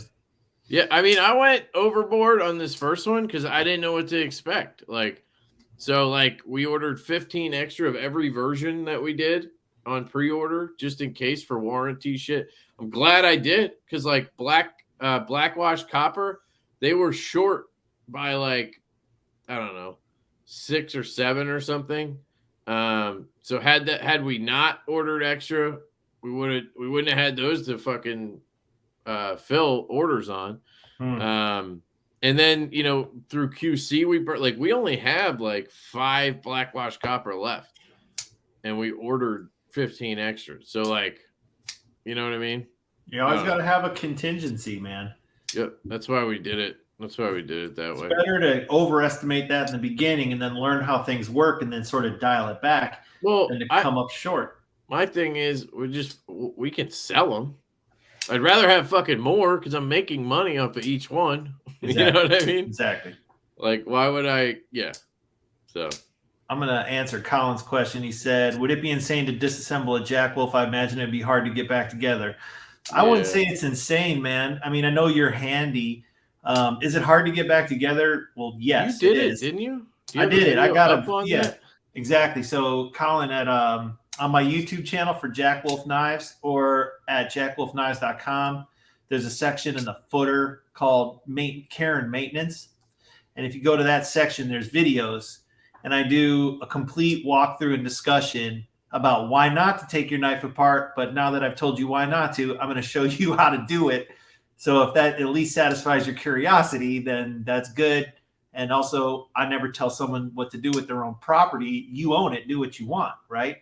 But I just want people to understand that you definitely don't need to do it to maintain that knife. You never need to. Now, if you just like to tinker, you want to see what's inside, you want to give yourself a headache, take it apart. But there is a spring in there. And for me to get that knife back together, I have to, depending on the model, some models are stiffer than others. If you're going to take a Midnight Jack apart, that one's going to be a bitch to put back together. But I put the scale in a vise, close the vise, and then I have to use the tang of the blade to drive the spring out and then push the screw up through the bottom. And, without the vise, it'd be hard. Yeah, tape it up or else it's going to go straight through your hand. Long story short, it's really not worth it. It's not worth doing. Unless you had a reason to, something was wrong that you had to. And pretty much, I don't know what that reason would be, to be completely honest. If that knife has gunk in it, even if it's just full of blood and hair from gutting an animal, just wash it under hot, soapy water and blow it out and then oil it, and it'll be fine. Right, because it's on washers, right? Yeah, there's phosphor bronze in there. Yeah, I don't really see. The only reason to do it is out of sheer curiosity. And that's why I showed the video is let me at least satisfy people's curiosity about what it looks like on the inside. Right. Cole's a know-it-all. He's they're not making their screws, they're buying them. I would venture to guess that a lot of them do buy their screws, but I also think a lot of them make their screws. I don't see the screws on this knife from I don't think you're just buying these. No. Fucking, there's a special machine called a Swiss lathe. Yeah. And that machine. What's that? Yeah. No, go ahead. Those machines crank out thousands upon thousands of screws. Right. But once you set up a Swiss lathe to make something, that's what that machine makes. You don't just reconfigure your Swiss lathe every day. So does every single Chinese manufacturer have a Swiss lathe? I doubt it. But the big ones probably have them so that they can have total control of their processes. and they probably share resources. So 100%. So whether they buy them or made them, like someone made them, at the end of the day, what matters on a screw? Is it made to a high level of precision? That's what matters. And there's that hardware coming out of China. The really good titanium hardware is really, really nice. Yeah. Yeah. So we had some people tell us that getting their unbranded pivot in was a little tough. Like, I don't know if their tolerances were a little bit off when they made the unbranded ones versus the branded ones, or having them in the knife assembled somehow. I don't know. But like, you take this apart, and as soon as you unscrew this scale, that pivot will just fall right out, right? But you go to put the replacement in, and you got to kind of like give it, you got to shove it in a little bit. We haven't had anybody mention that since like the first couple of days. I don't know if like weather played a part somehow. Humidity fucking messes with compressing and like expanding titanium, I think. Well, temperature too. Yeah. Yeah. I've had issues with that myself with like lock stick that doesn't exist on one knife, or I have terrible lock stick. I sent it to somebody in another state, and all of a sudden they're like, there's no stick on this. And I'm like, I needed 2 fucking hands. Like, how is that possible? Weather. But anyway, my point is, we reached out to QSP. They're sending us, they said they were making new pivots. Now, I don't know, that could just be their way of saying they're getting them. But like, they use the word make. Remake. Well, I would think the bigger shops that can do a lot of numbers, like, I suppose they'd have their own Swiss machine, but ultimately, we're speculating. They take orders from they take orders from the smaller ones. You know what I mean? Right. Exactly. KC said some Chinese manufacturers told them they can't make their pivot as designed. Yeah. I don't know when you start talking about the custom screws with the unique domes on them, how those are made. I'm not privy to whether those are just turned on a Swiss lathe like a regular typical They would be screw. milled, I think. Sounds like it to me. And maybe it's a 2-part operation. Yeah. And because so his has a whole, like, it looks like a wheel rim of a car. Yeah. Like, I don't think a lathe would do that. I think that would be on a CNC. So they probably make the screw, and then they have some kind of fitting to hold the screw to then mill it. I don't know. Or the other way around, they like mill the top, and then you've got this cylinder. Although the way a Swiss lathe works, you have like this long piece of stock, and it's like cuts the threads, cuts it off, cuts the threads, cuts it off. But here we are talking about manufacturing. We don't even know what the hell we're talking about. I don't know either. It's like I don't pretend to know. It's like it's a mystery. We talk about, this company, that company over there, they do this, they do that. I'm dying to go over there and see it for myself, man.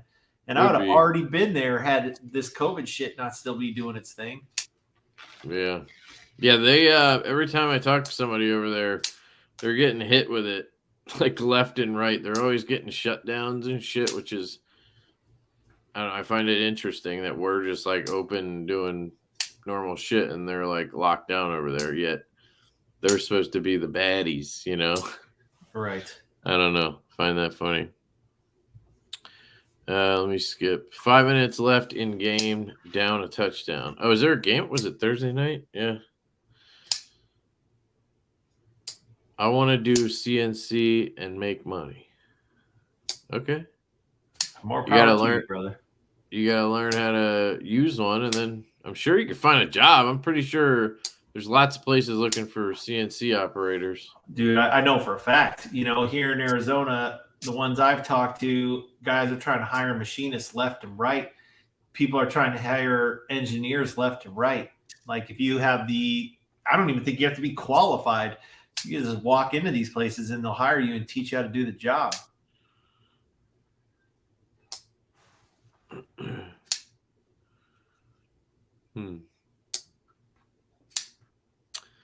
True facts. But with my dad, it would be PBR. I don't know. I don't think we made it sound easy. I think we were just saying it was a mill, not a lathe. Yeah, no. I don't know where you got it. Yeah. I don't know. Yeah. Manufacturing is not easy. Yeah. Making knives is not easy. Like these things, so a knife has to be precision made, lots of parts fit together, and then it has to like feel a certain way, and it also has to be aesthetically pleasing. Not all parts are like that. Like you make a part for an airplane, it just has to be to specification. Right. And to a lot of people like me and others, like I can attest to Colin as well, sound. Yeah. It has to even sound right. Like it can't just have this dull thud when it closes. Like when you close your knife, at least for me, I want it to make a nice clicky sound. Like correct. I don't want it to make that like rattly sound. Right. I sell knives for that reason. Like it kind of makes a rattly sound when it closes, and I'm like, fuck that, I'm selling it. Well, and the whole reason that is a thing is because we buy these for emotional satisfaction. A machine shop making parts for aerospace or whatever, like there has nothing to do with emotional satisfaction with those parts. They just have to be to a specification because they're part of some other machine that has to do a job. Right. But knives, these are functional art. And right. So things like how does it sound? How does it feel?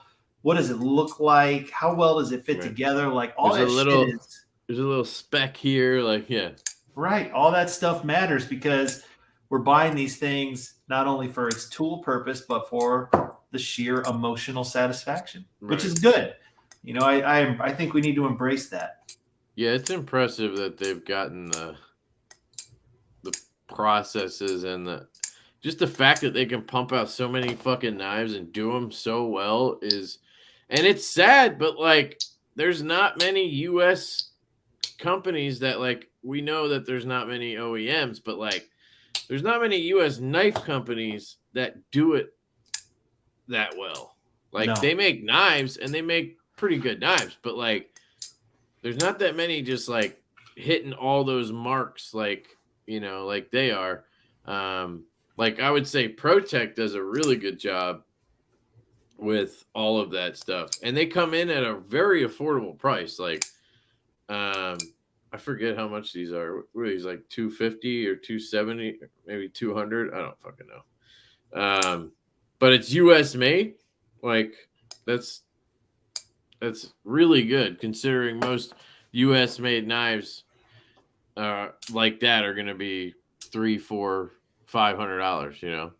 Absolutely. I think ProTech is a shining example of cutting edge, to use a weird pun, American manufacturer that's making products that are like what the market wants and at a high level of quality. I'm impressed. Yeah, I agree. I got a question. Have I ever looked at Mead's knives? Like, yes, his knives are gorgeous. He's a South African maker. I'm going to mispronounce his first name. It's spelled like Thias, but I don't think that's how you pronounce it. So someone in the chat, I don't know how you could correct me, type it phonetically or whatever. But anyway, he makes slip joints. He does make some locking knives, but he just has a beautiful aesthetic and one hell of a high level of fit and finish, but pricey too. Right. Cole, why don't you do it first, and then you can tell us about all the machine shops you found to make your knives. Yeah, let's talk about that. I was having this conversation with someone earlier today. Machine shops are not necessarily knife makers. Machine shops make parts based on a plan and a set of specifications. Yeah. So if you're a designer and you say to a machine shop, well, make me this knife, how detailed is the level of specification in your plan? You have to be a knife maker for that situation to work. So, example is CMF Metalworks, right? He's a local guy here. I don't know if you've ever heard of him, but he's a custom knife maker. He makes folders. He's really popular.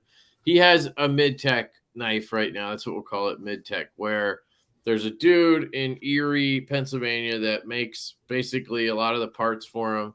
Somebody else, I think, that heat treats the blades.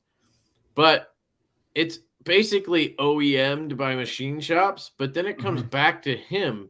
he does the final belt grinding, puts the edge on it, whatever. He tunes the fucking detent and the knife to make it like worthy, you know what I mean? So that works if you're a knife maker and you can finish it off, basically. You know what I mean? Right. I think you could pull it off in that case. You could send as detailed specifications as you could to machine shops, have them make your parts, get them back, and then you basically assemble the knife and finish it. But like somebody like me or designers who are you just want the knife to show up. Correct. I just don't think that works. I don't think you're going to get machine shops to you're not going to magically have this sitting on your fucking desk afterwards that functions, perfectly. Like, I don't know. A machine shop can make you a part or parts. A knife maker will make you a turnkey knife. Right. Yeah. And machine shops, they're not going to have the blast cabinet. They're not going to anodize stuff for you. Exactly. They're where you come in and finish it. Exactly. And that's a screw around deal. It's very inefficient if you're trying to, run a company. His knives that are done that way still cost $800 something bucks. So like, you know what I mean? It's still as they should, because it's less than his customs, right? But like, not by that much. But he can make more of them, so that's the plus side of that. But like, if you're looking at it from our standpoint, that wouldn't make sense. Like, I'm not trying to sell $800 mid-techs right now, and nobody in their right mind would trust buying a fucking Devo mid-tech. Like, I wouldn't sell a Devo mid-tech because it would suck. Right. You would need to have a partner who was known for making quality knives by hand. But it's not going to be just assembling and tuning it, Cole. It's going to be finishing the blade. It's going to be literally setting the detent. Like, I don't know how to do that. That's fucking hard. That's like knife maker fucking top level shit is setting a detent. So, If that was the way, then a lot of people would be doing it. Yeah. If it's a knife maker, they can do that. Yeah. Knife makers make knives. Machine shops make parts. Right. A knife is an assembly. It's not a part. It's an assembly of parts that are fitted to provide not just function, but an aesthetic and a feel and a sound. And that's So right here, that would be a great option for someone like the knife modders. Yes. Who could literally finish the knife. They could anodize it, do all the finishing, whatever, but they don't have to heat treat the blades. They don't have to do the initial blade grinding, defining shit, the handle skills, especially the hardware. They don't have to do all that. But then they get all the parts and they put it together, anodize the colors, finish it would be perfect for them. That would be their way of not having to make knives, but it would basically be mid-techs. That's actually, somebody should give them this idea. Just saying. Well, I'm sure they've thought about it. With all my wishes to obliterate this dog shit overpriced USA-made knife market. I hate it. I want to burn it to the ground. Turnkey knife start to finish, in theory, $300. Yeah, but who's going to do it, Cole? Do it. It's not worth anybody's time at the price of materials and labor and machine costs and everything. So he says, if a bunch of hillbillies in Ohio, Indiana, where we can make a bunch of parts for an assembly that goes into a stealth bomber, why can't they make? Okay, here's the answer to that.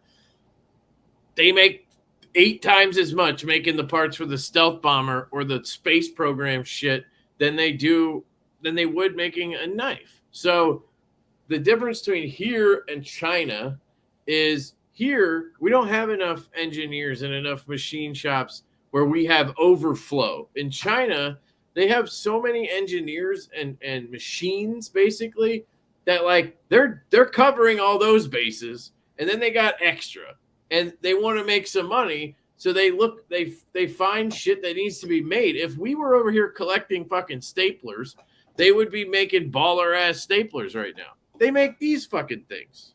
Like they make fidget toys for adults out of zirconium and shit that cost hundreds of dollars. Like that's because they have the excess people and machines, and those people have enough skill to do it. But here, those people are doing other shit, and there's exceptions to that where you get guys like Craig Brown or like Winter Blade or Sharp by Design, where they're just passionate about knives. So they have that skill, and then they put it into knives, and that's when you get fucking this crazy amazing shit, right? But that's not going to be common, and you're not going to find that built into like an OEM. Be cool if it would. Anyway, the real simple answer here is if the infrastructure existed and the economic model existed to have this happen, it'd be happening. Yeah. Bottom line. Because somebody would have had the idea to make money off of it by now. Right. I'm sure somebody's had the idea to make money off of it by now. Yeah, I'm reading what Royal Schmert is saying. It's interesting. He says, I work in a machine shop. We have parts that get anodized, but we use outside services. So, a knife company, depending on what they're doing, they do a lot of their finishing in-house. They'll have their own blast cabinets in-house. They'll probably do their own anodizing in-house. But a machine shop's going to send those parts out. And he's saying they have tons of work in their shop, but lack of workers. I know they don't have that problem in China, man. They got people like ants in an ant colony over there. Dude, I felt bad. QSP sent me video of them working on the knives at one point. Really? There's like dudes sitting on the ground, I feel like, with flip-flops on, sitting around like a wet grinder or something. And there's just a pile of, there's like bins of the blades next to them or the handles. And they were like just doing this. Like on the, it made me feel bad. So, he says, I think you're wrong, but my parents have run a machine shop for 30 years. They had no idea that there was even a knife market to service. None of these shops know. Well, let's kind of break down the parts. So a machine shop, they usually cut aluminum, right? A lot of them are steel, but there's more to it in a knife. You've got, first of all, you have a blade. That blade has to be heat treated. That blade has to be primary bevel ground. That blade has to be finished. And, a lot of the stuff in the U.S. gets sent out to Larkin for that. Like, that's not something. How are you going to grind the blade? Are you going to grind them all by hand? Well, machine shop's not going to do that. That's a knife maker job. So are you going to have it machine ground? It's not going to be CNC ground. That's not very common. You can do it, but it's going to be, most of the time, it's pretty thick. So if you want a really nice ground blade, you have to use a burger grinder. And those are $500,000, and they're made to run a lot of blades one after the other. So it's like not a lot of guys have those. And so, just making blades is a huge pain in the ass. When you heat treat them, are they going to warp? Do you know how to straighten them? So it's not typical machine shop stuff. And then when it comes to stuff like carbon fiber and micarta, are you set up for that? Are you set up to clean up all that stuff? What about the hardware? Are you going to just buy the hardware from somewhere? Or are you going to buy the Swiss machine? It's like multiple disciplines and multiple processes that all need to take place. And I don't think that's just the job of quote unquote a machine shop. I think that's a unique manufacturing methodology. That's what a knife maker does. And so they have a lot of the different components of machine shops in-house in order to make a knife. But Tri-State, somebody has to finish the knife. Like somebody has to. Well, and he says even if it takes 3 to 5 shops for a finished knife. Okay, so let's just talk about efficiency at this point. Who's coordinating everything? That's my job now. So now I'm buying materials, I'm shipping, I'm keeping track of everything. I'm communicating with 3 to 5 shops. I'm hoping everything comes together in a timely manner, right? Whereas, like, why do that? And your price is now going because you got all these shops involved. You have I don't know. I get the concept. It can be done. Like I've looked at it. If I could find a shop to cut, let's take a slip joint. I would need to have a shop cut the titanium scales, cut the spring, cut the blade to profile, surface grind the blade, right?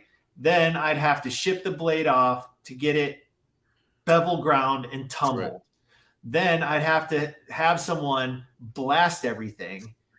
I talked to Kvist Blade Works about this, and because he was making his variants custom in house at first, and he asked me, he's like, "How much do you think it cost me for one blade? Just one finished blade that doesn't even have an edge on it yet?" And I was like, I don't know, like $50 maybe. It was like $130 just for the blade that's not even sharpened yet. Like, and you still got to mill the handles. So now what Cole's talking about is lowering the price. Well, you're not doing that with this. Like, the price is going to still end up being the $500 or $600 that you get with USA made knives. So, like, I think looking for a company like M3, and we'll see how their product comes out, but I've handled their knives. They're good knives. Their price range is around $200 to $250 a knife. My cost. Mm-hmm. So, like, after I sell that to people, you're looking at high 3s, low 4s, maybe. I think that's pretty reasonable. As opposed to doing all the stuff you're talking about, then you expect me to fucking put the knife together and dial it in and set the detent and the lockup. That shit ain't happening. I can tell you right now, marketing, administration, sales, customer service, like all the other aspects of running a business, I would have exactly zero time to assemble hundreds of knives every month. Like, let alone process parts. Yeah. Like, it's just not, it becomes definitely more than a one-man show. So, hey, Cole, I appreciate what you're saying, dude. And I would love for you to prove me wrong. So I'm looking forward to that Tri-State EDC, fully CNC'd American-made blade for $300 retail. Make it happen, brother. I'll be your first customer. Yeah, I mean, and that's the thing. People point to, like, Tactile Knife Co. Well, they had a huge shop already from the pen thing, and they're not one dude. They're not like one designer trying to bring a knife to market. They're a big company that, and even with that, their knives cost what they do. So I don't know, but they're definitely doing the right thing. You can, like, let's say I had $3 million. Okay.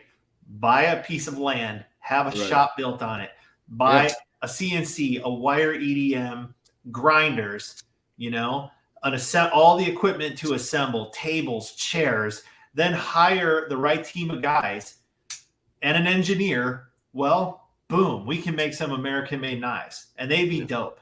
But also, I don't have $3 million, And they probably would be more than $300. Well, hell yeah, it would, and it would take look at Oz. Years to develop it. Oz Machine Company's been at it now for about 3 years probably, and he's like just now able to do, I think, like 90% of it in house. And it's like him and a very small team, maybe 1 or 2 employees. But his knives, the prices are going up. Mm-hmm. They went from $500 to now the base is $700. Your average knife is around $800 or $900. So, you can do it, Cole. It's just not gonna be $300. It still ends up making that cost barrier just a little too high, I think. I don't know, but we'll see what happens with this M3 thing. If it works out, shit, could be, then maybe we have an option here in the US for people. Yeah, even if we can take one design or 2 designs a year, do 2 runs of knives a year in the US instead of China, that's a step in the right direction. Because I know that M3, his plan is to, like, build out a whole shop and be that, like, because he's a knife dude and he knows what it's like to try to have knives made. So he kind of is the exception where it's not just like, I have a machine shop, I want to make money, what should I make? Because if you do that, you're going to make something other than knives, because you're going to make more money easier than you would with knives. And that's why you don't see it. It's plain and simple. The people who own knife shops or shops like that make knives, they're knife people. They love knives. That's the only reason. It's too big. There's always a knife nut behind it. To do it for any other reason. Yeah, there's always a knife nut. Complicated little devices. Well, hey, I'm always open to a challenge. I'll tell you guys this. I've been talking to multiple parties in the U.S. now for a year and a half with all kinds of solutions, even similar to what's being proposed. And you know what? I don't even have a prototype yet. Right. I've offered people, like, just tell me how much money you need. I'll pay for the fixtures. Dude, I'll pay for the material. I'll pay for the R&D time.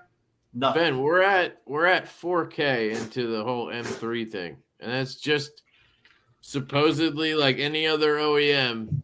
We're 4K into it. Like, that's not a ton of money, but it's a lot of money for a company that like barely fucking exists at this point. You know what I mean? Like, so I don't know.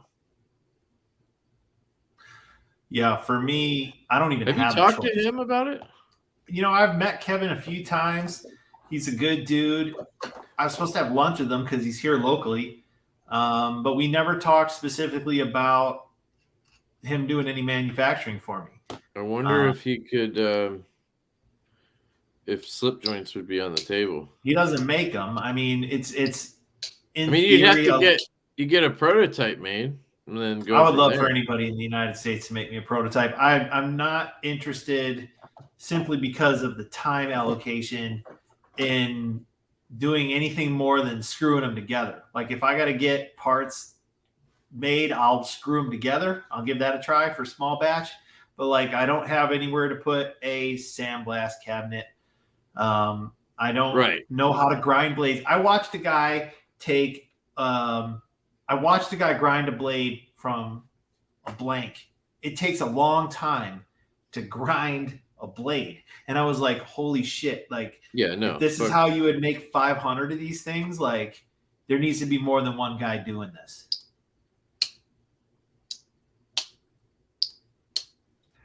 Yeah, you're talking about machining titanium. So what I've learned about machining titanium, especially if you do it thin, is it will potato chip. Like, it likes to warp.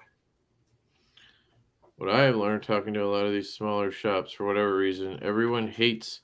Oh, sorry, you were just reading the same thing. Yeah, they can all source in a machine that they just don't like to. Yeah, because they like to cut aluminum because it's soft and it doesn't wear out their tools. But so that's the point. That's kind of the point we're getting at, Cole, is like they're in business to make money. And knives aren't going to really make them the most money at the work level. You know what I mean? Like, they can make more money doing less, doing aerospace shit, than making knives. Why would you make knives unless you're a fucking diehard knife guy? And those are the guys that I'm talking about that are, like Craig Brown or whoever but they're not, it's a rare case where those guys are out to make knives for other people too, So that's the other thing with the whole US OEM thing is these companies, they can't even make enough of their own knives to sell. Why make knives for me at less of a price? You know what I mean? Like, it just doesn't. Not if you can sell everything you make at retail. Right. If you're making knives all day, every day, and you're selling everything you make, then what do you need to? Oh, by the way, Kevin, I saw you use that thing in a video.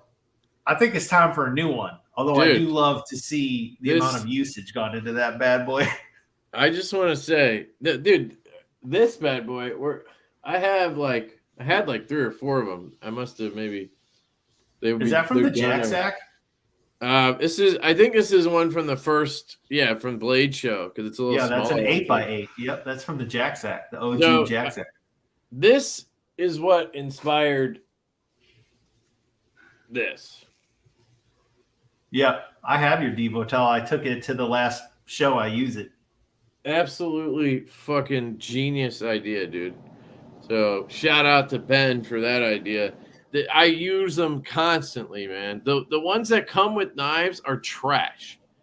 They call them microfibers. They're not fucking microfibers. No, they're dog shit. The silky ones. I do need to I need to throw this away. Look at that hole and shit. It's got super glue all because I use super glue as Loctite now. Sets so much faster and it's easy to break. In case you're wondering, fucking super glue's the shit instead of Loctite. I never heard of anybody using super glue. I like that you're breaking new ground. You just can't dick around. Like you can't finesse the screw. You gotta set it where you want it and it fucking hardens like instantly. But super glue is really strong when you're trying to pull on it. But if you lateral pressure it, it just snaps. So as soon as you try to loosen that, you give it it's easier to break than Loctite. And then what kind of Loctite have you been using? I use Vibratite 122 oil tolerant. And then I've used a lot of shit. I've used that stupid stick that Shabazz likes. I've used all different kinds, but the kind I settled on was Vibratite 122. I found was the best. Do you ever mess with Loctite brand Purple? That's the softer shit. That's the one. Yeah. But that's the one that's meant for screws under 1/4 inch. Like everybody uses blue, but that's the wrong specification. Yeah, but the problem is sometimes blue doesn't even hold. Like I need stronger shit, not weaker shit. I see what you mean. So, and I think it's different. I don't know because maybe it's more violent because the knife is just flying out. I don't know, but I have issues with Loctite holding. Sometimes I'll leave it for fucking 2 days and it won't hold. So I just got sick of that. The super glue cures in fucking 10 minutes basically. And I literally have never had an issue. Like I know people's concern is you're not gonna be able to get it out or you're gonna fuck the knife up. Never had an issue. Like usually you unscrew it and you just have this little ring of fucking super glue that just falls out and you're good to go. Okay, that's what I was gonna ask was like residual inside it. Can you like what about on the threads? Like once or twice I've had it where it's on the threads and I just chip it off with something, or you just have a thing of acetone that'll get it right off. That's what I was going to ask you, if acetone or rubbing alcohol will knock it down. That's pretty much what I use like all the time now, if I can. Unless it's like a stupid expensive knife or not my knife, then I won't do it because I feel like people will fucking shame me if I put it on their name. What's up, Brian? I don't know if I said hi earlier. Shout out to Blue Creek Knives. Have you talked to him at all? Yeah, no, we got something going. Okay, because I was gonna say you guys would be a really good fit, in my opinion. Yep, we've already hashed it out. Cool. He's gonna have our knives too, so we sent him some already. He's gonna have those up at some point. I don't know when, but soon. And I just kind of like met Brian last week. Great dude. Like in person or just internet met. Got it. Found out he does a really good Christopher Walken impersonation. But use code Lefty10 baby over at Blue Creek Knives. I can't say anything. I'm kind of scared of Ben. Please don't be scared of me. I'm a gentle giant. I'd love affordable American-made knives, and I'm Canadian. Yeah, back Kev, are you gonna have a Canadian dealer for Devo?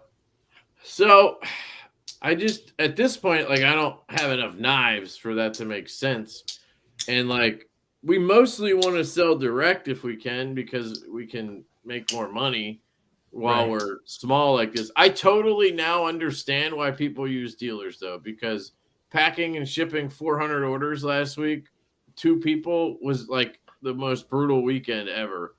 So I get it. It's so much easier to just QC check them and fucking ship them in a box. Like we had the 100 that went to Urban EDC. We just QC'd them, put them in the box, shipped them off. And it was so much easier than packing every order. Like, so it's almost worth losing the 30% or whatever, 25% or whatever. Dude, let's talk about a way you can make your life easier, at least on that side of things. He sold out. You already sold them? What? Busted. Nah. Hold on, let me check. How? You didn't even have the pictures until today. Oh shit. They are up, sold out. Holy shit. Sorry, I'm in shock. That's awesome. Fuck yeah. I guess he needs more. So listen, Kev, I'm gonna throw you a bone here. You need to find. You're in the Philly area, right? Yeah. I promise you, there is one relatively near you. You need to find a fulfillment center. Okay. Yeah. A fulfillment center specializes in this. Yes. So I get it. You set up your web store. Your orders on a daily basis port over to them. After you QC the stuff, you just pack them in boxes of 50 or whatever, and you drive them over to the fulfillment center, and they pick and pack and ship your orders. And they'll charge you, a couple bucks, $2-3 per order to do it for the handling fee. But for the love of God, dude, you should not be packing your own boxes when you're not doing small quantities. Well, once we get to a point where that's the case, I think this is. It already is. Well, I'm talking about if you sell 12 Ranger eyes, pack them yourself. If you have a batch of hundreds of knives, set yourself up with a fulfillment center. Think about scale. I got you. Do it. I will do it. We'll do it at some point. I have thought about it, though. I didn't know it was that cheap. They're going to charge you the actual postage rate. So, if you charge customers $10 shipping and handling, it'll cover all of it, regardless of what zone it's going to. I'm almost certain, and that's not an unreasonable price to charge. And it sucked the first time you did it. It's going to suck even more the second time you do it. Well, thank you. I'm a firm believer of setting up your business for scale. And that's one of the key components of a physical products business. But do they do it if we don't have a run for a few months, does that matter? No, you got to go sit with the owner and talk to them and make sure you understand. Some businesses ship thousands of items a day, right? So they might put 10,000, 20,000 units in that fulfillment center warehouse. Well, fulfillment center warehouse is going to charge you rent for pallet space, in that situation. But you're going to drop off, let's say, a few hundred units on a Tuesday, and on Thursday they're going live, and they might only sit on them for a month or whatever, Right. So for them, it's super easy. And for you, it will be really cost effective. The issues become do they provide the shipping box? Do you provide the shipping box? What goes inside the box? Are you going to use peanuts? Are you going to use crumple paper? Everything has a cost. Right. But to not be doing that stuff is the way to set up your business. That's an outsourced function. Tri-State's defending his honor right now. Dude, I feel like he's, chopping them up and just got a bottle of Jack and an ounce of Peruvian marching powder. He's going crazy.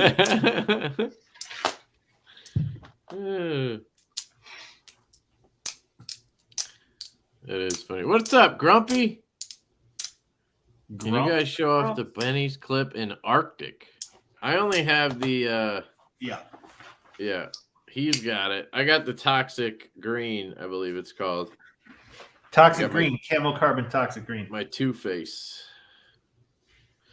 Ooh, buddy. I do kind of regret that decision. Arctic is dope. The blue with the gray titanium is a really nice pairing. Yep.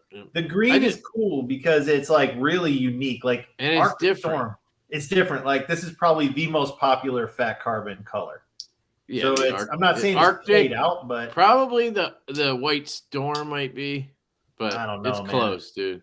And the red one is played out, unless it's on a Vampire Jack. There's not as many choices with these guys, but they all look really good. Yeah. I don't like the dark matter ones as much because the coloring is sporadic. It's true, but you know what? For some people, they have the opposite opinion. They prefer them because that shit's too much for them. Packing peanuts are expensive AF. Listen. Yeah, the crumple paper is the way to go. Fuck packing peanuts. Okay. I just can't even stand the penis. Just don't even put them in there. I don't know why people use the penis all the time. but I don't know. Yeah, packing peanuts. There's nothing like when you open a box, they just overflow and scatter all over the floor. Dude, you know what's worse? Fucking KPL uses this fucking black confetti. Oh my god! Every time they send me like a re-up of giveaway stuff, it's just all this. I have to dig through it to get the shit out. Oh my god, I fucking hate it. It's worse than packing penis. Real quick, some new knives I got today was I got this Wee knife Baloo. They're running out of names, so they're naming shit after jungle book characters now. This is the Baloo. It's an O-Stop L design. It's pretty cool. I'll probably sell it like right away, but it's not bad. It's cool, unique design. I love the cutouts. It's less usable than you think on the whole. Right-handed, it's really hard to get in there, but you can do it, sort of. Left-handed, it's a little easier, and then it has a front flipper. This one's my Carta 20 CV. They bead blast their blades, and it fucking pisses me off because they're just being cheap. And then I got the Mini Buster with the flame tie tiger stripe shit that looks sexy as fuck in my opinion. That looks good. I love the look of this one. I put skiffs in here and two in the detent because it was just a little light. So now it's not a dropper, but you can't fail it. And I'm happy. How do you tune a detent? You just bend the lock bar? Yeah, you fucking bend the lock bar. I mean, you could do it different ways. On this knife, it's actually super unique. It's a Snex design. If you look, it's a really cool concept. Honestly, I don't know if you can see the detent ball, but it sits on the top of the fucking blade. Oh, so it actually sits on the spot. Let me grab a. Let me see if you can see this because it's really cool. Fuck, this is gonna be impossible. But so basically, the way it works is traditionally the ball will sit into a detent hole inside the on the blade, right? Right. Well, the ball is right here, and it actually sits on top of this tank. Yeah, okay. I got you. It's external. Yeah, it's above it's sitting on top of the tank, like you said. The detent, I guess, works because of the side. It's a big steel ball that sits on it, and that I guess is enough to keep it. It works just like a traditional detent. It's super interesting. Huh. So it pops like a normal detent. It sucks in like a normal detent. Super cool, honestly. And then I think it locks up onto that ball as well. Maybe it locks on the titanium. I don't know. I don't think there's an insert in there. Yeah, it locks up on the ball. It's not actually a ball. It's like a cylinder with a ball end.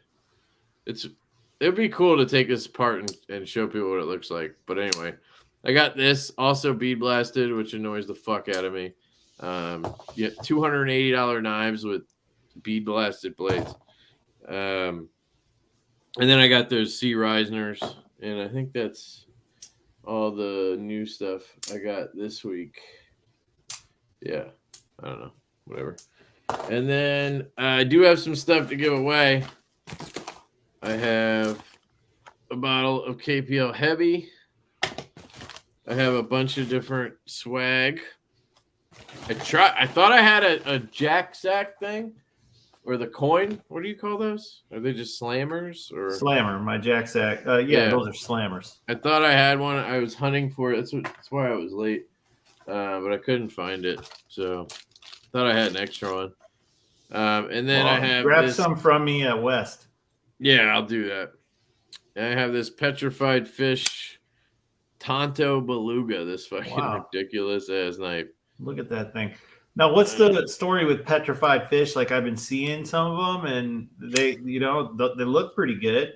How's the quality of those things? They're good. They're really good, honestly. In this price range, $40 or whatever. What? Yeah, they're stupid good for $40. And these are made as good as any Kubi knife or Kaiser knife, in my opinion. That's a budget knife. They're made really well.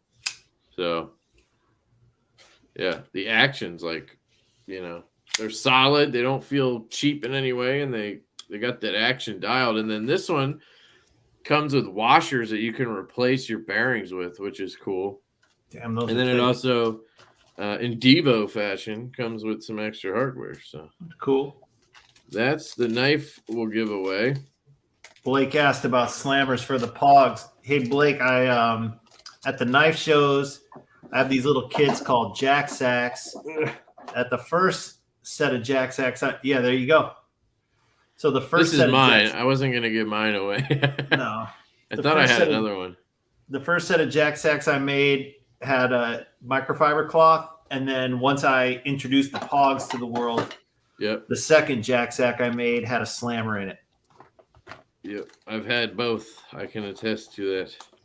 I like the slammers are nice because they're about half the size of the other ones. The Jack Sack version ones were big.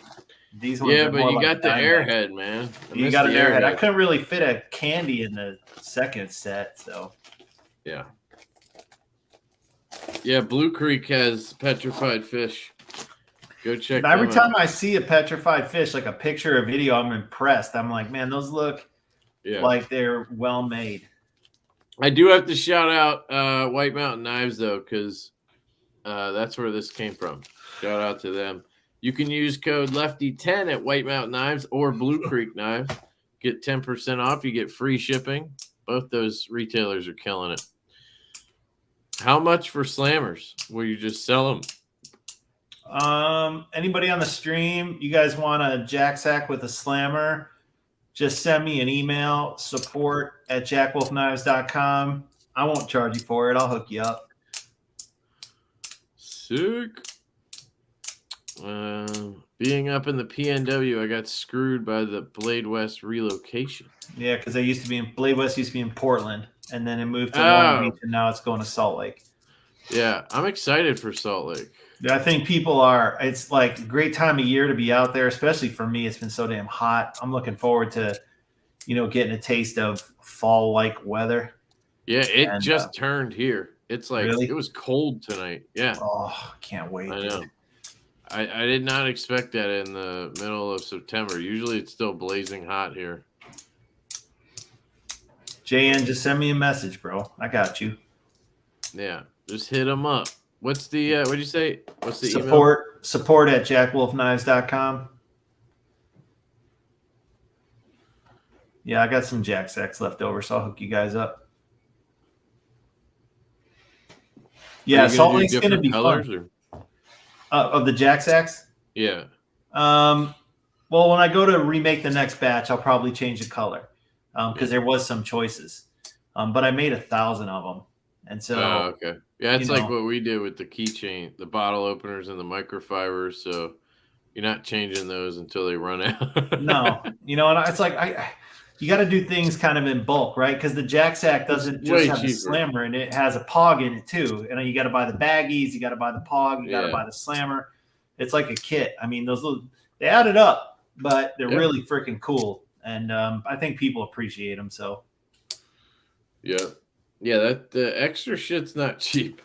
No, it's not. It's not. But yeah, I'm in PA. Yes, sir.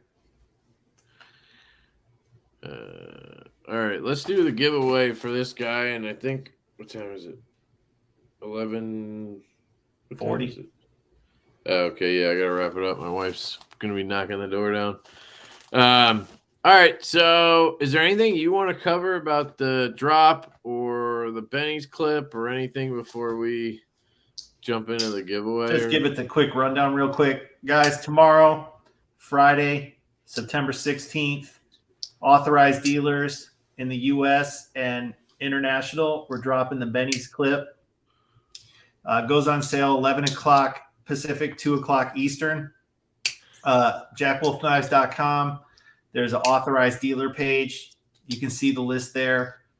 And that's about it. Appreciate your support. I love you guys. I couldn't do it without you. And if you have any questions, y'all know I'm real easy to get a hold of, and I'll do anything I can to make you guys happy. Walk and Talk's really good, man. It's solid. Digging it. See, you remember in Wile E. Coyote and the Roadrunner when the Roadrunner would come to the edge of the cliff and then stop, and he would like yeah. Okay, I get it. That's what you got there. That's funny. You can just see it, just barely. I can't unsee it now. Yep. All right, so what we're gonna do is hashtag. What should we do? Hashtag. I don't think people are gonna want to spell Benny's clip, so we'll do hashtag Jack Wolf for the giveaway. I'll drop it down there. You guys start dropping the hashtags. We'll give this mother away. Let me pull it up. This giveaway tool makes life so much easier than that fucking numbers game. That's what you're going to say about the fulfillment center, my friend. Yeah. Yeah, when I get there, that's true. All right, there we go. You can see how you're supposed to spell it and everything. I don't even know how this. Oh, they just put it in the chat and it recognizes it? Yeah, StreamYard has a tool for it. Yeah, it's pretty cool, right? Imagine how many people were harassing them for something like that. I know. I don't know if YouTube has the same thing or not, but StreamYard does. It's one sweet thing about StreamYard. Yeah, because I used to do this numbers game thing. Right, I remember. Fucking you'd have like guess your middle name. We had that one too. People fucking hated that one. That's why I did it, because people hated it so much. I loved that game. It was fun. Because the numbers game, you got to give a range and everybody guesses. And the middle name game was like, just guess till somebody gets it. Boom, you know? Yep. All right, guys. I will give you another 10 seconds to drop your hashtag Jack Wolf. We got 38 entries so far.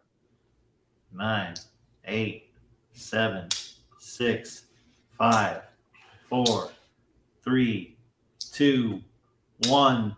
Bzz. Here we go, baby. Where it stops, no one knows.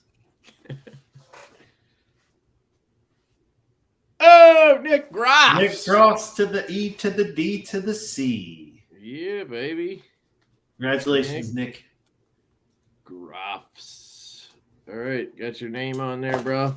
Email me. I'm going to throw the email in down here. Lefty. EDC. There you go.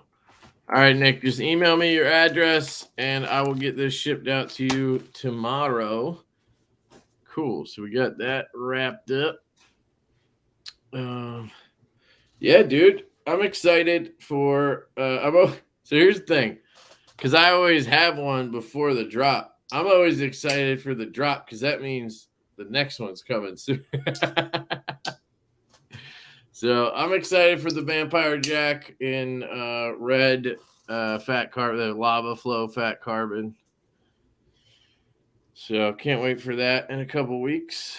But who's all going to be picking up one of these bad boys tomorrow? Honestly, I'm contemplating. I'm contemplating getting the Arctic one. I told you would. You're like, no. But this one's mine, man. So like, I would just have both, I guess. That's where I struggle. I'm not good at having two because I will sell one, you know? I would say get the blue one, get them both in front of you, and let your heart decide. Yeah, but I kind of feel like this one's special. You know what I mean? This one's my Two-Face. It's my Two-Face Benny's clip. Sometimes, dude, it's good to, like, walk a different path. You know what I mean? Like, that's what I'm thinking. That's why I'm like, yeah. I got enough blue shit, you know? I had this one. The reason why I figured I'd go with the Toxic is because I have the Sharpshooter in the Dark Matter blue. Mm-hmm. It's not the same blue, or the same fat carbon, but I was like, the Toxic just sounds cool, you know? It does have some similarity. If anybody wants to see how it looks next to the Jungle Wear, it's a different green. It's a lighter, more key lime or like neon green as Correct. opposed to like a darker green. And then this is the really bright side. You can see the difference there. Yeah, jungle wear is, more like dark like forest green, like leaves, Yeah. They actually feel different too. Really? They're finished differently. Yeah, like this jungle wear, this is a little bit smoother. This has a little bit of. Well, that might also just because you've handled that jungle wear more. Be. I think they're finishing them to the same grip. I don't know. But I like having a little something to grip. You know what I mean? Yeah. So I'm going to grab one from TPK, solid dealer. Yeah. Yep. Austin in the house. Have you ever considered decorative hardware to echo more on the traditional style? What do you mean, Patino? Like traditional knives, they're pinned together usually. So I'm just not quite sure what you're suggesting. Does he mean elaborate? Pins? Pinned, I don't probably not in the near future pin construction. I really like the look of the titanium screws and the modern look of the screw construction.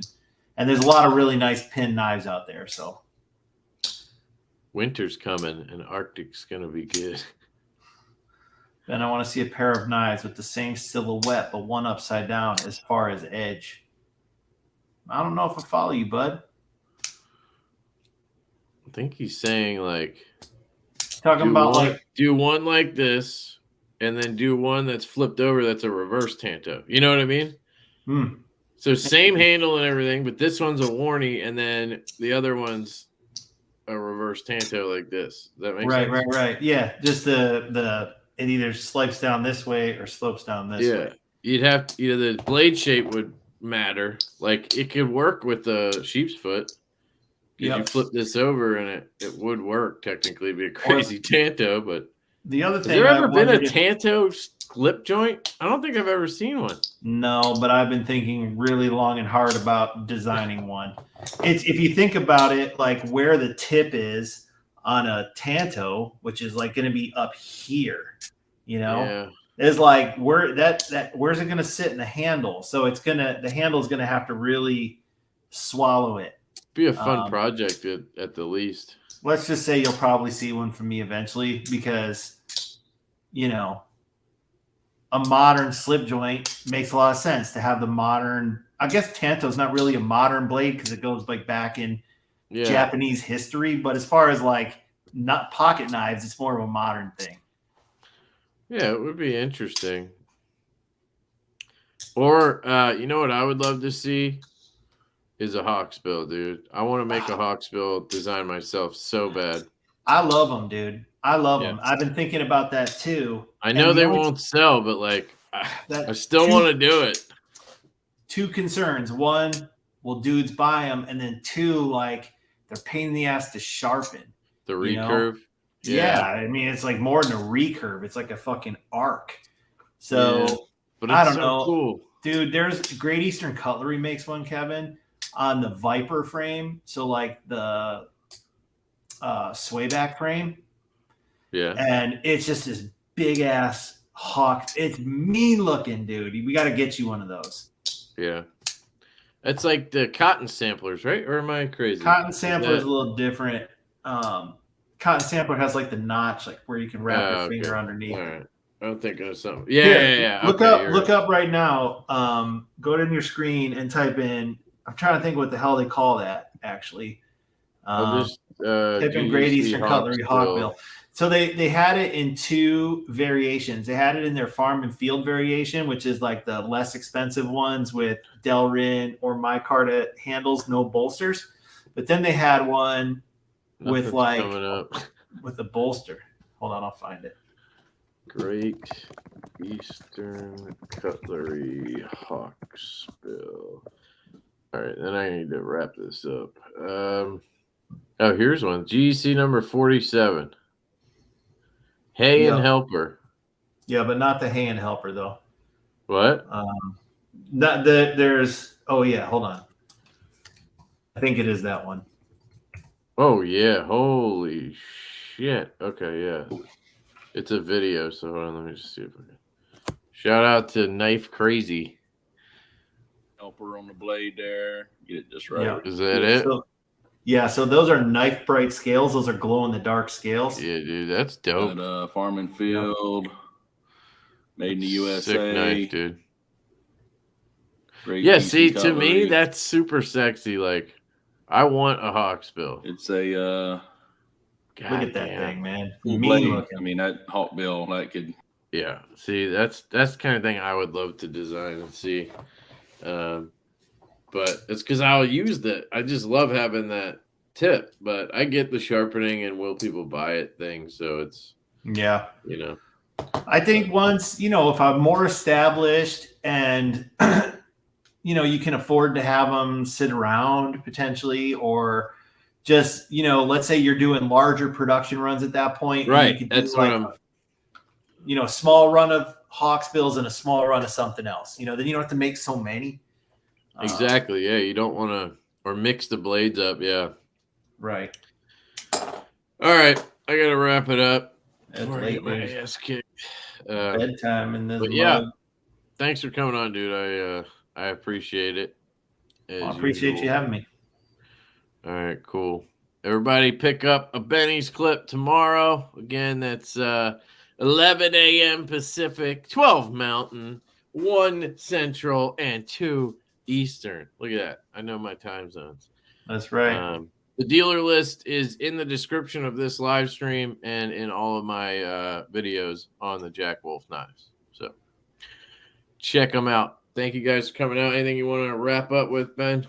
Nope. Just want to say have a good night, everyone. Thank you very much. And look forward to meeting you at a show. Dope. All right. Later, guys. Have a good night. Peace.